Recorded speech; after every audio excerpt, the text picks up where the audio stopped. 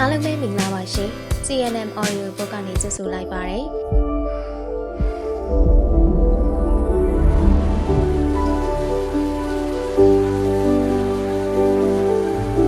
ဒီနေ့မှာတော့ပရိသတ်တွေနားဆင်ရမယ့်ဇာတ်လမ်းလေးစာရေးသူခူခူရေးသားထားတဲ့မောင်ရီရဲ့ကြပြဆိုတဲ့ဇာတ်လမ်းလေးရဲ့စသိမ်းမှန်ပဲဖြစ်ပါတယ်ဇာတ်လမ်းလေးမစတင်ခင်မှာတော့ကျမတို့ရဲ့ channel လေးကို like and subscribe လေးနှိပ်ပေးသွားဖို့နဲ့ဇာတ်လမ်းသစ်များစွာကိုမလွတ်တမ်းနားဆင်နိုင်မှုဘေးနာကအချက်ပေးခေါင်းလောင်းလေးကိုလည်းနှိပ်သွားပေးဖို့မမေ့ပါနဲ့ရှင်ဟုတ်ကဲ့ဒါဆိုရင်ဇာတ်လမ်းလေးကိုစတင်လိုက်ပါပြီရှင်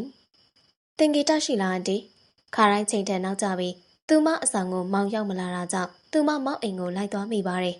်သမီးရက်ဒီမန်နောက်ကြတယ်နော်ဟုတ်ပါတယ်အခု9နာရီလောက်ထိုးတော့မေးဟုတ်တယ်အန်တီသမီးတင်ဂီတကိုပြောစရာရှိလို့မောင်မေမေရှိမှသူမမောင်ကိုနာမည်အရင်တင်ဂီတလို့ပဲခေါ်ပေါ်လေးရှိပါတယ်ရှိတယ်သမီးအိမ်နောက်ဖေးမှာအလောက်ကပြန်လာတဲ့ကရေချိုးပြီးနောက်ဖေးဝင်သွားတာအခုတည်းတည်းပြန်ထွက်မလာသေးဘူးဒါဆိုသမီးသူ့စီကိုခဏသွားလာအောင်မယ်နော်အေးသွားလေသမီးဒါနဲ့သမီးတစ်ခုခုစားပါအောင်လားအဆောင်မှာထမင်းစားခဲ့ပြီအန်တီမစားတော့ပါဘူးသူမအိမ်နောက်ဖေးကိုဝင်ခဲ့လိုက်ပါတယ်အိမ်နောက်ဖေးမှာမောင်ဟာစားအိတ်တွေနဲ့အလုပ်ရှုပ်နေတယ်မောင်သူမရဲ့ခေါ်တန်းကြောင့်မောင်ကသူမကိုလှည့်ကြည့်ပါတယ်ဟာမှန်လိုက်လာတယ်ဟုတ်လားအင်းလေမောင်မရောက်မလာတာမောင်ဒီနေ့ပင်မလို့မနှက်ဖြံမလားမလားလို့ရပါတယ်မောင်ရဲ့နောက်ပြီးမှန်ကမောင်ကိုပြောစရာလေးရှိလို့ပြောလေမှန်ရဲ့သူမမောင်ဘေးမှာဝင်ထားလိုက်ပါတယ်မောင်ပါရင်လောက်နေရလေသူမနဲ့ရေးစားမဖြစ်ခင်ကတယောက်နဲ့တယောက်အပေးယူလုပ်ခဲ့တဲ့စာတွေကိုမောင်ပြန်ဖတ်နေတာဖြစ်ပါတယ်မောင်တို့ရေးစားစဖြစ်ကြတော့ကတယောက်နဲ့တယောက်ဆက်သွယ်ခဲ့ကြတဲ့စာတွေကိုပြန်ဖတ်နေတာဘာအတွက်လဲမောင်ဒီစာတွေဖတ်ရင်မှန်ကိုတတိယတာရောမလားဆိုပြီးတော့ပေါ့မောင်ကမှန်ကိုတတိယနေရလားတတိယနေတာမောင်ကငင်းငင်းလေးပြန်ဖြေတယ်တတိယနေရဲ့သားနဲ့မှန်စီကိုဘာလို့မလာတာလဲမလာပဲနေနိုင်လားဆိုပြီးစမ်းကြည့်နေတာမောင်ရဲ့ထူးဆန်းလိုက်တာတတိယတာပဲမှန်စီလာခဲ့လိုက်ပေါ့မှန်ပေးတဲ့စာလေးတွေဖတ်ရင်မှန်ကိုတတိယတဲ့စိတ်ပြေပြောက်သွားမိထင်လို့ပေါ့အခုပြေပြောက်လာမောင်ပူပြီးတောင်တတိယနေတာဟော့တော့ဒါနဲ့မြန်မောင်ရဲ့လာခဲ့လိုက်ပေါ့ဒါမဲ့အခုမောင်စီကိုမှန်လိုက်လာပြီလို့ကျေးဇူးအများကြီးတင်ပါတယ်မှန်ရဲ့တကယ်ပါသူမလက်ပွားလေးတစ်ဖက်ကိုမောင်ယူရစွာလှမ်းကန်လိုက်တယ်မောင်ဘာတွေဖြစ်နေရလဲလေးလေးပင်ပင်နဲ့မောင်ဘာမှမဖြစ်ပါဘူးဒါနဲ့မှန်ပြောချင်ရှိရဲ့ဆိုမောင်အစပေါ်ပြီးလိုက်မှသူ့အကြောင်းပြောရမှာကိုတတိယသွားပြီးသူမရင်ခုန်တယ်လေးမတိမတာမြန်သွားရတယ်ဟိုမှန်သူ့အကြောင်းပြောမလို့ပါသူ့အကြောင်းပြောဖို့မှန်ကမောင်စီလာခဲ့တာပေါ့ဟုတ်လားမောင်ကိုတတိယလို့မဟုတ်ဘူးပေါ့မောင်ရဲ့မိကုံကဘာကိုရည်ရွယ်နေတာလဲသူမနားမလဲပါသူမမောင်ကိုကြည့်လိုက်စဉ်မောင်တပ်ပြင်းတစ်ခုချလိုက်ပါတယ်မောင်ဘာတွေဖြစ်နေရလဲဘာလဲမောင်တဝင်းတူနေရလားမောင်အမှန်တိုင်းပြောရမလားမောင်မှန်ကိုတနာနေတာမောင်ကိုမှန်အချစ်တွေပေးပြီးအခုမှအခက်တွေ့နေရမှာစိုးရိမ်နေတာဘာအတွက်မှန်အခက်တွေ့ရမှာလဲမောင်စကားတမျိုးပါလားမှန်အနာမှာအခုအရာရာပြည့်စုံတဲ့လူတစ်ယောက်ရှိနေရဲ့လေအဲ့ဒါကြောင့်မောင်စကားကြောင့်သူမဝမ်းနေကြပါတယ်ဒါကတော့မောင်မှန်အချစ်ကိုစော်ကားလိုက်တာပဲမှန်ကအဲ့လိုသစ္စာမေ့တတ်တဲ့မိမလားမောင်မဟုတ်ဘူးမှန်မောင်ကမှန်သစ္စာကိုယုံလို့မှန်ကိုတနာနေတာမှန်ဘဝကိုအနစ်နာခံပြီးမောင်အနားမှာနေပြီးလို့ကိုတနာနေမိတာပါမှန်ရဲ့သူမတက်ပြင်းငွေချလိုက်မိပါတယ်မောင်ပြောတယ်လို့ပဲသူမဟာသူ့အကြောင်းပြောချင်ရုံတတ်နဲ့မောင်ထံကိုတကူးတခါရှောင်းလာခဲ့တာလားဝင်ကန်ခြင်းနေဆိုတဲ့ဆိုင်းပုံအောင်မှာသူ့အကြောင်းပြောရတာကိုစိတ်ကြည်နှံ့နေပြီလားမှန်ပြောစရာရှိတယ်ဆိုဒီနေ့မှန်အလုပ်ကိုသူရောက်လာတယ်မောင်မှန်နဲ့နီးလည်စားပြီးသူပြန်သွားတယ်မောင်ရဲ့အားငယ်တဲ့အကြည့်တွေကိုသူမတကယ်ပဲတနာမိပါတယ်အခုကုမ္ပဏီကလူတွေကမှန်နဲ့သူ့ကိုတမျိုးထင်နေကြတယ်အဲ့ဒါကိုမှန်မလို့လားဘူးမောင်ဒီတော့မှန်မောင်ရှိနေတယ်ဆိုတာဖွင့်ပြောလိုက်တယ်မနေ့ပြန်မှန်စီမောင်လာခဲ့ပြီးပါလားမောင်နဲ့သူတို့မိတ်ဆက်ပေးလိုက်ချင်လို့ဒါမှအားလုံးအမြင်ရှင်းသွားမှာမှန်ပြောစရာရှိတယ်ဆိုတာအဲ့ဒါလားဟုတ်တယ်မောင်အထင်တော့အဲ့ဒါမလိုအပ်ဘူးထင်တယ်မှန်ရင်နဲ့မှမောင်ကခိုင်ခိုင်မာမာကြည်နေရယူထားပြီးအပြင်သူတွေရဲ့ထင်မြင်ယူဆချက်တွေကမှန်ရင်နဲ့ဝင်ပြီးတွေ့ရဖြစ်စေနိုင်လို့လားသူမအဲ့ဒီမိကုန်းကိုမဖြစ်နိုင်မောင်မှန်ရဲ့မောင်ကမှန်ကိုယုံတာပဲသူမကိုမောင်ကသာအပြည့်အဝယုံကြည်နေပေမဲ့သူမကိုသူမမယုံကြည်တော့မောင်ပြောသလိုတန်တရားနဲ့တွေးရစိတ်တွေခိုးဝင်နေပြီဖြစ်ပါတယ်အပြန်နောက်ကျနေလိမ့်မယ်မှန်ကဲမောင်လိုက်ပို့မယ်မမေကိုနှုတ်ဆက်ပြီးပြန်ကြရအောင်နော်သူမကိုမောင်လိုက်ပို့ပါတယ်အပြန်လမ်းမှာသူမအတွေးတွေနဲ့ဝေ့လည်နေတာကြောင့်မောင်နဲ့တောင်စကားမပြောပြစ်မောင်ဟာလည်းတိတ်တိတ်ဆိတ်ဆိတ်နေပြီးသူမကိုအဆောင်ကိုလိုက်ပို့ပေးပြီးပြန်သွားခဲ့ပါတယ်ကုမ္ပဏီတစ်ခုလုံးလှုပ်လှုပ်ရွရွဖြစ်နေပါတယ်သူမနားမလည်စွာနဲ့ငေးကြည့်နေကသူမယုံနေကိုမိမိအပြေးတစ်ပိုက်နဲ့ဝင်လာတယ်မမ လွန်ခဲ့တဲ့တနင်္လာနေ့ကစင်ကာပူ order request ပါဘသူတင်လိုက်တယ်လေတဲ့ကိုခန့်လွင်ကမေးခန့်လိုက်တာလွန်ခဲ့တဲ့တနင်္လာနေ့ကလားဟုတ်ကဲ့မိမိဟာတကယ်ပဲပြူးတူးကြံတာဖြစ်နေပါတယ်ဘာဖြစ်လို့လဲမိမိမနေ့ကသင်းမဝင်နေလေပါလာတဲ့ပစ္စည်းတွေအားလုံးမှားနေလို့ကိုခန့်လွင်က order request ဖောင်ကိုကြည့်လိုက်တော့ဖောင်ထဲမှာတွေကမှားနေတာမော်ဒယ်နံပါတ်တွေမှားပြီးမှားလိုက်တာမမနောက်ပြီးပြန်လို့လည်းမရတော့ဘူးအားလုံးကစိတ်ကန်းကိုတော့ရှောက်ကုန်ပြီမိမိရှင်းပြတာကိုနားထောင်ရင်သူမများအဲ့ဒီ order request ဖောင်တင်မိသလားဆိုတဲ့အတွေ့နဲ့သူမရဲ့စက်မီကိုစစ်နေစဉ်လွန်ခဲ့တဲ့တနင်္လာနေ့ကဖောင်တင်သူမဖြစ်နေပါတယ်ဟာမိမိအဲ့ဒီဖောင်ကမမတင်လိုက်တာရှင်ဖះမမရဲ့ဒုက္ခပါပဲအားလုံး390ဘူးနော်သူမကောင်းနေမိုက်ခနဲ့ပဲခံစားလိုက်ရတယ်သူအเจ้าကိုတွေးမိနေတာကြောင့်သူမအမားမရွင်ဖြစ်လုံနေပါတယ်ကိုခန့်လွင်ကနောက်ထပ်10မိနစ်ဆိုရင်မီတင်ရုံးထဲကိုအရောက်လာခဲ့ပါတဲ့သူမလွန်စွာရင်လေးနေရပါတယ်သူမလှုပ်ထားတဲ့ပြဿနာကမသိ390ဆိုတဲ့ငွေပမာဏကသူမအတွက်တော့အတော်ပင်ကြီးမားပါတယ်သူမပြင်ဆင်စရာရှိတာပြင်ဆင်ပြီးမီတင်ရုံးထဲကိုဝင်လိုက်စဉ်မီတင်ကန်ထဲမှာလူစုံလို့နေပါတယ်အားလုံးသူမကိုဝိုင်းကြည့်နေတယ်ကိုခန့်လွင်ကမရရီမန်မိမိပြောတာအမှန်ပဲလားကြောက်ရွံ့နေလို့လေပေးလာနိုင်လိမ့်မှာမဟုတ်ဒါကြောင့်သူမရင်ဆိုင်မှုပဲဆုံးဖြတ်လိုက်ပါတော့တယ်ဟုတ်ပါတယ်အဲ့ဒီ order request form ကိုကျွန်မပို့လိုက်ပြီးတာပါကိုခန့်လွင်အခုပစ္စည်းတွေကရောက်လာပြီအဲ့ဒီ model နံပါတ်တွေကဒီမှာတိတ်ပြီးမတွက်လို့ကျွန်တော်တို့ပြန်ပို့ပေးဖို့တော့စဉ်းစားထားတာအခု390ဘူးထပ်ရောက်လာတယ်ဆိုတော့ရရီမန်ဘလူးရှိမင်းစဉ်းစားထားလဲပြီးတော့ပြန်ပို့ပေးဖို့ကလည်းတင်မောကုန်ကြစီကမသေးဘူးကိုခန့်လွင်စကားဆုံးတာနဲ့သူမမုန်းချက်စွာတက်ပြေးချလိုက်မိပါတယ်လက်တလောဖြည့်ရှင်းမှုကတော့ဘလို့မှမဖြစ်နိုင်သူမဘလို့လုံးရပါမလဲကျမကိုအချိန်နည်းနည်းလောက်ပေးပါလားကိုခန့်လွင်အဲ့ဒါကျွန်တော်လေးစုပ်ဖြတ်ပေးလို့မရအောင် MT နဲ့ပဲတိုင်ပင်ကြည့်လိုက်ပါတော့နောက်တစ်နိုင်ဆိုရင် MT ရောက်လာလိမ့်မယ်ဒီတော့မှဘလို့လုပ်မယ်ဆိုတာသိရလိမ့်မယ်ကိုခန့်လွင်လေသူမကိုအတော်ပင်စိတ်ပြက်နေတယ်သူမဘသူ့ကိုမှမျက်နှာချင်းမဆိုင်ကျင်တော့မျက်နှာချင်းဆိုင်မှုလည်းအင်အားမရှိတော့သူမရုံငန်းကိုပြန်လာပြီးနောက်သူ့ကိုတတိယလိုက်မိပါတယ်အဲ့ဒီပြဿနာကိုသူ့ကိုရင်ဖွင့်ချင်နေတယ်ဒါပေမဲ့လေသူမမောင်းထန်ကိုသာဖုန်းခေါ်လိုက်မိပါတော့တယ်မောင်မန်ပြောလေမောင်အခုပမာလဲဘာတွေလုပ်နေရလဲမောင်အခုအလုပ်မှာစီးနေစစ်နေတာမှန်ရောမှန်လဲအလုပ်မှာမောင်ညနေကျရင်မှန်ကိုလာကြိုပေးပါလားမောင်လာကြိုပေးနိုင်မယ်မထင်ဘူးမှန်ဒါပေမဲ့မောင်စူးစမ်းပါမယ်သူမအခက်ခဲတွေ့တိုင်းမောင်ကသူမနားမှာရှိမနေတဲ့သူမတောင်းတတဲ့အချိန်တိုင်းမောင်ဟာသူမနာကနေပျောက်သွားတတ်ပါတယ်မှန်ဘာတွေဖြစ်နေလို့လဲသူမဖြည့်ရှင်းပြမနေချင်တော့ပြောပြနေရင်လေမောင်စိတ်ညစ်သွားရုံကလွဲလို့တခြားဘာမှကူညီပေးနိုင်မှာမဟုတ်ဘာမှမဟုတ်ပါဘူးမောင်ရေဒီလိုပဲဖုန်းဆက်လိုက်တာပါကဲဒါပဲနော်သူမဖုန်းချလိုက်ပါတယ်အဲဒီနောက်အန်တီရောက်လာတာကြောင့်အန်တီရုံငန်းကိုသူမသွားခဲ့ရပါတယ်အန်တီဟာသူမကိုအခုပြဿနာဖြေရှင်းမှုအတွက်အချိန်တစ်ပတ်ပေးတယ်အဲဒီအချိန်တစ်ပတ်တွင်မဖြေရှင်းမှာကသူမကိုလိုအပ်တယ်လို့အရေးယူမှဖြစ်ကြောင်းကိုလည်းပြောလိုက်ပါတယ်သူမတစ်ပတ်တွင်အခုပြဿနာကိုဖြေရှင်းနိုင်အောင်ကြိုးစားရပါတော့မယ်လေးလံနဲ့ခြေလမ်းတွေနဲ့သူမကောင်းမတ်တိုင်ကိုဦးတီရှောက်နေကသူမအနားမှာမောင်ကဘွားကနေပေါ်လာတယ်ဟဲမောင်သူမအံ့ဩကြီးစွာနဲ့မောင်ကိုခေါ်လိုက်မိပါတယ်မန်ဒီနေ့မှတ်အဆောင်ကိုမောင်မလာနိုင်ဘူးဆိုတာလားပြောတာမမေကနှလုံးပြန်ဖောက်နေတယ်မောင်လည်းအရင်စိတ်ညစ်တာပဲကွာဘာလို့လို့ရမှန်းတော့မသိတော့ဘူးအပူပေါင်း6000နဲ့ရောက်လာတဲ့မောင်ကိုသူမပြဿနာဘယ်လိုပြောပြရပါမလဲစိတ်ညစ်နေတဲ့မောင်ကိုသာသူမစိတ်ပြက်စွာကြည့်လိုက်မိတော့တယ်မောင်တော်တော်လေးကိုစိတ်ညစ်နေတာမှန်ရဲ့တကယ်ပါဒါဆိုအန်တီကိုစေးရုံတင်ရတော့မှာပေါ့ဟုတ်လားမောင်မသေးကြသေးပါဘူးမှန်ရဲ့အခုဒေါက်တာကိုအိမ်ခေါ်ထားတယ်ဒါဆိုမောင်ကမှန်ကိုလာကြတာမဟုတ်ဘူးပေါ့မဟုတ်ဘူးအခုမောင်သွားချင်ရှိတယ်တရားဖြတ်သွားတော့မှန်ကိုတင်လို့လာပြီးပြောတာဒီနေ့မောင်ကိုမျှော်မနေနဲ့တော့နော်မောင်အဆောင်ကိုလာဖြစ်လိမ့်မယ်မထင်အန်တီကတော်တော်ဖြစ်နေရလားမောင်တေချာသိအောင်လို့ဒေါက်တာလာခေါ်တာလေသူမဒေါ်စင်ချဲကိုလိုက်ကြည့်တယ်မာတယ်ဒါပေမဲ့သူမအပူကြောင့်ခြေလက်တွေတော့မသေးချင်တော့ပြီးတော့မောင်စကားတွေကြားပြီးသူမစိတ်ပြည့်ရပါသေးတယ်သူမအပူကိုလည်းမောင်ကိုမပေးချင်တော့ကဲမှန်မောင်ကိုခွင့်ပြုအောင်နော်မှန်အန်တီကိုလာကြည့်ချင်ပါတယ်ဒါပေမဲ့ဒီနေ့မှန်တော်တော်လေးကိုရတယ်မှန်အားမလာခဲ့ပါမမေကနားလေပါတယ်ဟုတ်ပြီလားကဲမောင်သွားပြီနော်မောင်ပြောပြီးသူမကိုကြောခိုင်းကအသိငယ်ထားတဲ့တက်စီဘောကိုတက်သွားတယ်သူမမောင်ကိုငင်းငင်းလေးကြည့်ရင်ကြံ့ရစ်ခဲ့ပါတယ်မောင်ဟာသူမရဲ့အပူပင်တွေကိုရိတ်တောင်မရိပ်မိလိုက်အင်းလေမောင်လေးတော်တော်စိတ်ညစ်နေလို့ဖြတ်မှာပါရင်ထဲကတက်နိုင်တဲ့မောင်ကိုနားလည်ပေးလိုက်ပြီးသူမစီရမယ့်လိုင်းကားကိုဆက်ဆောက်နေလိုက်ပါတော့တယ်အဲ့ဒီအချိန်မှာပဲ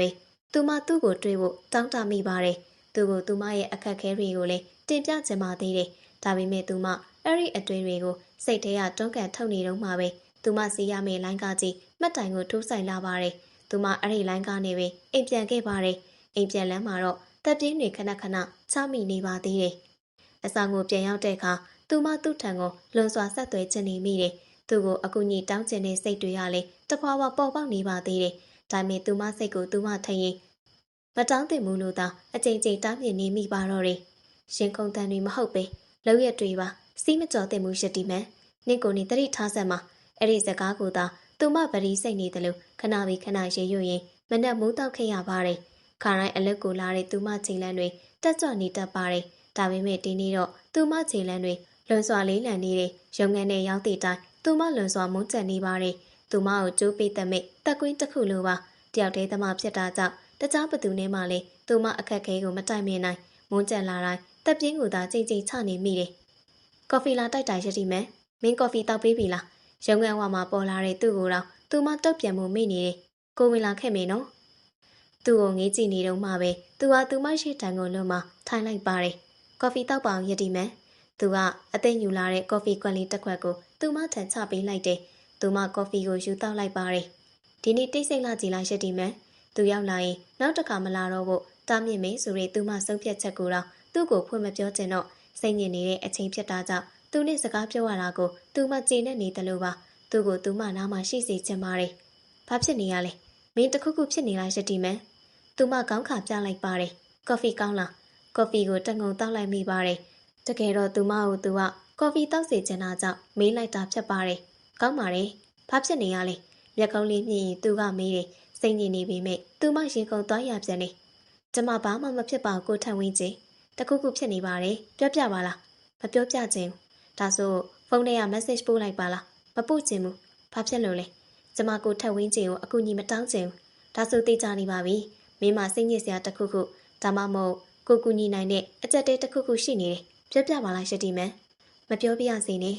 သူမတက်ပြင်းချလိုက်တယ်မင်းကတော့အော်ချလောက်တယ်ကဲဒီမှာကိုဖုန်းနံပါတ်တကယ်လို့ပြောပြချင်ဖုန်းဆက်လိုက်နော်သူမစပွဲပေါ်ကိုလိပ်စာကလေးတင်ပေးလိုက်ပါတယ်ဒါမှမဟုတ်ရင်လည်း message ပို့လိုက်ကဲကိုပြန်တော့မယ်စိတ်ညစ်နေရဲ့မင်းကိုကြောက်စိတ်မကျဉ်ကျက်စေချင်ဘူးသူမကိုတစ်ချက်ကြည့်ပြီးအခန်းလေးတွေကထွက်သွားပါတယ်သူမသူ့ကိုလှမ်းတားချင်ပါတယ်ဒါပေမဲ့သူမမလုံနိုင်လူချင်းဝင်ကြီးတစ်ခုလုံးကသူမကိုပေါင်းခတ်ပေးထားပါတယ်သူလိပ်စာကလေးကိုတော့သူမကောက်ယူကြည့်လိုက်ပါတယ်ဒါပေမဲ့သူမမောင်းထံကိုပဲဖုန်းဆက်ဖြစ်လိုက်တယ်သူမမောင်းကိုသစ္စာမဖောက်ပါမောင်မန်ကြီးအတော်ပဲမောင်လေးမက်စီကိုအခုပဲဖုန်းဆက်မလို့ဘာအတွက်လဲမောင်မမီမတက်တာဘူးအဲ့ဒါအခုစေးရုံတင်ရတယ်မှန်မောင်ဒီတစ်ပတ်ထဲမက်စီရောက်ဖြစ်မယ်မထင်ဘူးမောင်ထံကပူလောင်လာတဲ့ကြက်တဲမှုတွေကိုကြားလိုက်ရတဲ့အတွက်သူမဖုန်းလေးကိုတော့ပြစ်ချခြင်းစိတ်ပေါက်သွားတယ်ဒါပေမဲ့လေးမောင်ကသူမချစ်သူဖြစ်ရွေးချယ်ထားတယ်လို့မဟုတ်ပါလားဒီတော့မောင်ဘယ်လိုဆက်လုပ်မှလဲမောင်လည်းတေချာမစီစဉ်ရသေးဘူးအလုပ်ကိုလည်းခွင့်တင်ထားတယ်မောင်ဖုန်းချတော့မယ်မှန်လိုအပ်တဲ့ပစ္စည်းလေးတွေတောင်းဝယ်ရအောင်မယ်အင်းလေဒါဆိုဖုန်းချလိုက်တော့မယ်နော်မှန်ညနေပိုင်းဝင်လာခဲ့မယ်မှန်အားမဝင်ခဲ့ပါနောက်ပြီးမမေလည်းမေ့မျောနေတယ်ကဲဒါဆိုဒါပဲနော်မောင်အလုံး30ဖုန်းချသွားပါတယ်ဖုန်းဆက်ရတဲ့အကြောင်းရင်းကိုတော့မမေ့သူမဖုန်းလေးကိုကြည့်ရင်စိတ်ချင်းကျမိပါတော့တယ်သူမအတွက်မောင်အစင်သစ်ဖြစ်မနေမောင်ထံမှလည်းပြဿနာတွေဝိုင်းဝိုင်းလည်နေတာကိုသူမသိပေမဲ့အဲ့ဒီလိုအစင်သစ်မဖြစ်တဲ့မောင်ကြောင့်သူမစိတ်မကောင်းတော့ဖြစ်မိပါသေးတယ်နေ့ရက်တွေတဖြည်းဖြည်းကုန်ဆုံးလာရင် MD ပေးထားတဲ့တပတ်ဆိုတဲ့အချိန်အောင်ပြည်သွားပြီဖြစ်ပါတယ်သူမမနှက်ပြန်ရုံတက်ရင်အဲ့ဒီပြဿနာအတွက်မဖြစ်မနေရင်ဆိုင်ရတော့မေဒါပေမဲ့လောလောဆယ်သူမပြဿနာရဲ့ထွက်ပေါက်ကိုအပြေရှာမရသေးရောက်လာတဲ့ပစ္စည်းတွေကိုဖြုံးပေးဖို့ရလည်းမဖြစ်နိုင်ငွေရောပေးဖို့လည်းသူမမှမရှိပြန်ပို့ပေးမယ်ဆိုရင်လေသဲမော့အတွက်ကုန်ကြငွေကိုသူမမတက်နိုင်ပြန်ရရီမန်နဲ့တွေ့ကြလို့ပါမမဟုတ်တဲ့ယောက်ျားတစ်ယောက်တန်းကသူမနာမည်ကိုခေါ်လိုက်ကြောင်းသူမအခန်းထဲကကြားလိုက်ရပါတယ်ဘယ်သူလို့ပြောလိုက်ရမလဲကျွန်တော်သူ့အုပ်ထိန်သူပါသူမအဲ့ဒီတန်ကိုမှတ်မိလိုက်ပါတယ်ထဝင်းကျင်အတန်မှာဒါကြောင့်သူမအခန်းထဲကထွက်ခဲ့လိုက်ပါတယ်ယရီမန်ဧည့်သည်သိတယ်သူမပြောပြီးအဆောင်ဧကန်ထဲကိုဝင်လာစေသူ့ကိုတွေးလိုက်ရပါတယ်သူ့အကြည့်တွေကမကျေနပ်တဲ့စိတ်တွေရောရှက်နေတယ်မင်းဘာလို့တာလဲယရီမန်သူမကိုမကျေနပ်စွာစိုက်ကြည့်ပြီးမေးလိုက်ပေမဲ့သူမနားမလည်နိုင်စွာသူ့ကိုကြည့်နေမိပါတယ်သူကသူမကိုဘာမှဆက်မပြောတော့ပဲသူမရဲ့လက်တစ်ဖက်ကိုဆွဲကင်ကအဆောင်ထဲကခေါ်ထုတ်သွားတယ်ဘာလို့တာလဲထဝင်းချင်းသူ့လုံရဲ့ကြောင့်သူမသူ့ကိုတက်ခေါ်ဖို့တော့မိသွားတော့တယ်အေးငါဘာလို့တာလဲမမေးခင်မင်းဘာလို့တာလဲဆိုတာဝင်ပြောစမ်းပါသူကအဆောင်နဲ့ခက်လန်းလန်းကိုရောက်တော့သူမကိုမကျေနပ်စွာစိုက်ကြည့်ရင်မေးတော့တယ်ကျမဘာလို့လို့လဲမင်းအလုံးမှာပြဿနာဖြစ်နေရဲ့လေဟင်ရှင်ဘယ်လိုလုပ်သိရလဲအခုလေးနေသိတာ မင်းရဲ့ MD နဲ့တွေ့ပြီးမင်းเจ้าမင်းကြီးသိတာကြည်စမ်းမအောင်ကွာမင်းဘာဖြစ်လို့ငါ့ကိုမပြောတာလဲဘာလဲငါကမင်းကိုကူညီဖို့တိအစ်မရှိဘူးလို့ထင်လို့လားသူမကျေနပ်စွာသူမကိုပြောလိုက်ပါတယ်ကျမအဆောင်ကိုရောဘယ်လိုလုပ်သိတာလဲမင်း MDC ကမေးပြီးသိတာပြောပါအောင်ကွာမင်းဘာဖြစ်လို့ကို့ကိုမပြောတာလဲကျမကဘာဖြစ်လို့ရှေ့စီမှာအကူညီတောင်းမှလဲကိုထက်ဝင်းကျ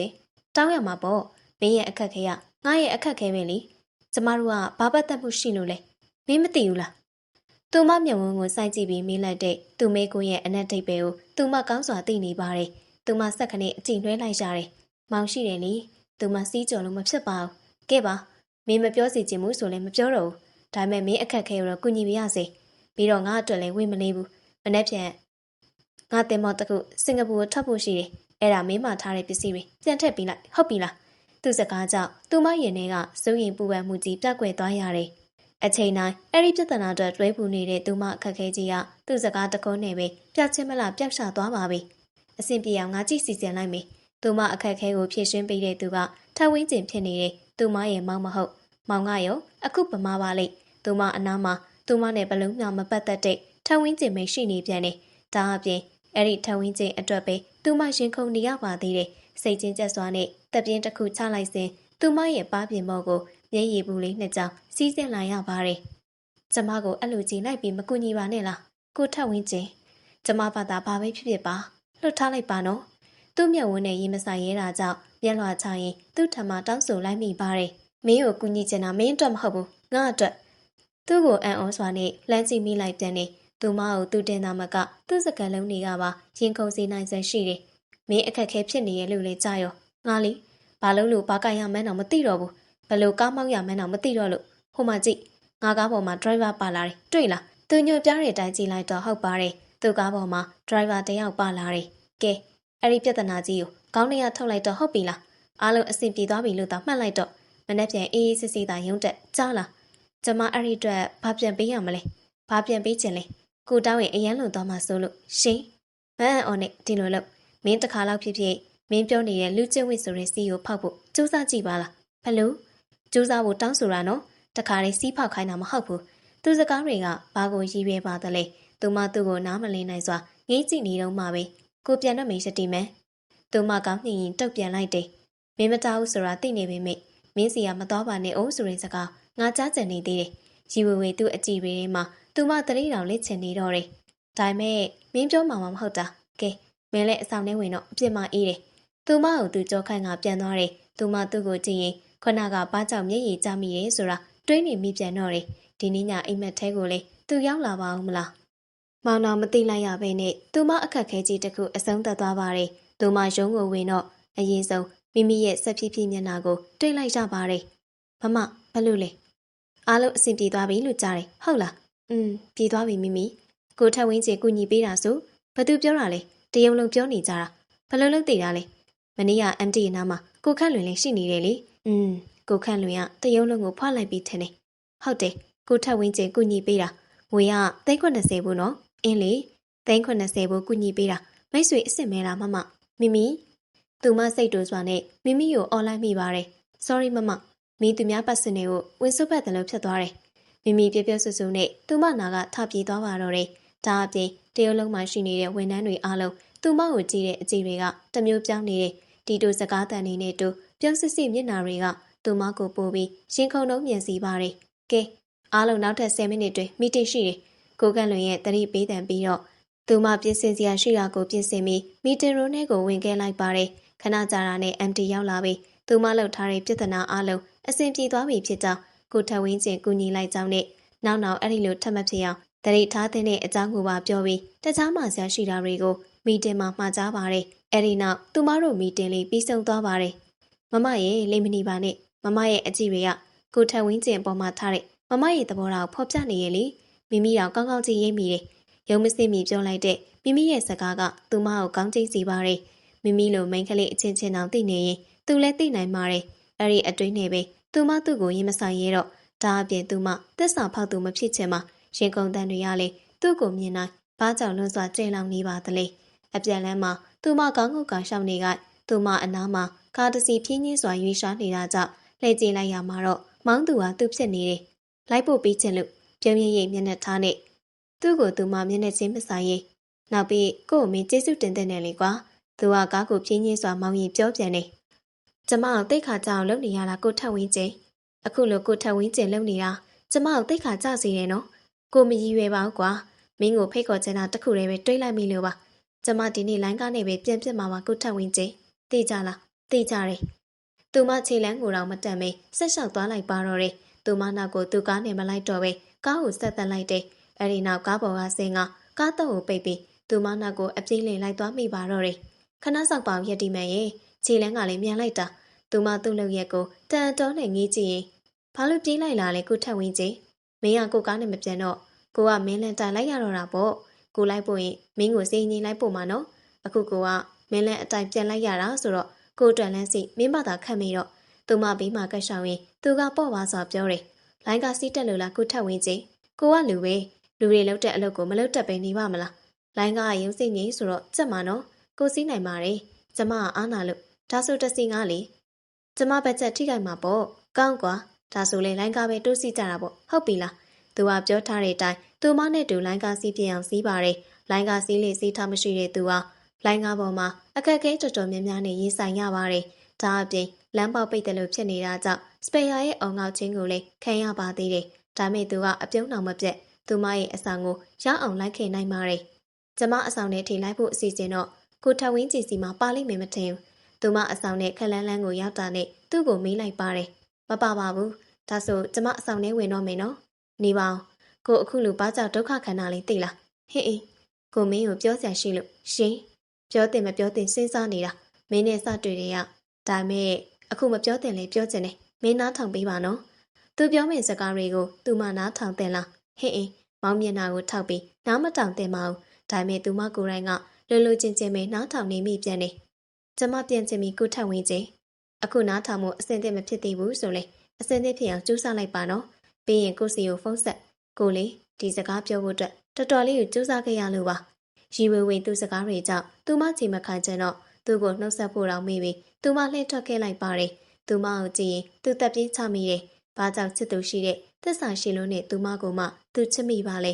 မြင်နိုင်ရင်အဆိုင်ကိုစုပ်ကိုင်းကရှေ့တိုးဆန်နောက်ဆုတ်ဆန်အစရှိသဖြင့်သူ့ခြေလမ်းတွေကိုပါအပိုင်သိမ်းနိုင်တဲ့သူမမှာသူ့တက်အရင်ချစ်သူရေးစားမရှိခဲ့ရင်အကောင်းသားသူမရုံစင်းချိန်မှာမောင်မေမေတင်ထားတဲ့ဈေးရုံကိုဝင်ခဲ့လိုက်ပါတယ်မောင်မေမေကမသက်သာအသက်ကြီးပြီဖြစ်တာကြောင့်ခွဲစိတ်မှုလုပ်ဖို့ရလေအဆင်မပြေဖြစ်နေတယ်မောင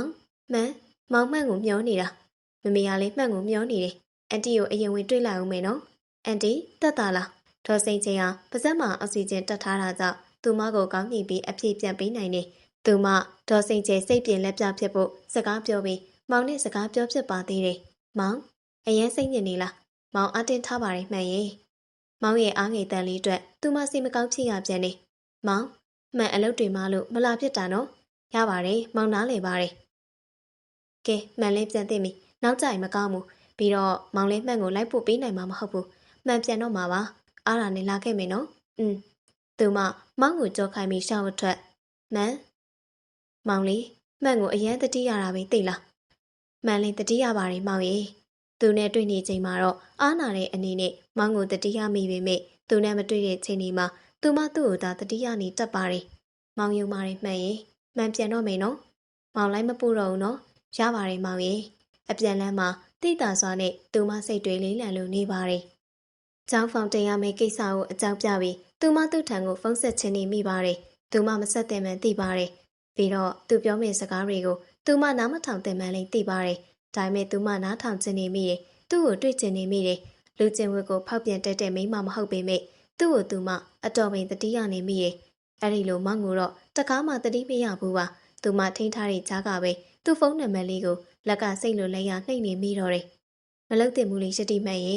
ေပြီးတော့မောင်မဘာအဖြစ်ရှိလို့လဲမောင်ကနေကိုတိတ်ယုံနာလေဟာဖုန်းနံပါတ်လေးလုံးခန့်နှိပ်ပြီးမှတော့သူမစိတ်ကိုသူမပြောပြီးဖုန်းလေးပိတ်လိုက်မိပါတယ်ဒီအချိန်သူမတို့အဆောင်ရှိကိုကားတစ်စီးထိုးရင်လိုက်တဲ့ကြားလိုက်ကြပါတယ်သူမကောင်းလေးစက်ခနဲထောင်ပြီးကြည့်လိုက်စေသူမတွေ့လိုက်ရတာကြောင့်စိတ်လွတ်လက်လွတ်အောက်ထက်ကိုအပြေးလေးဆင်းသွားမိပါတော့တယ်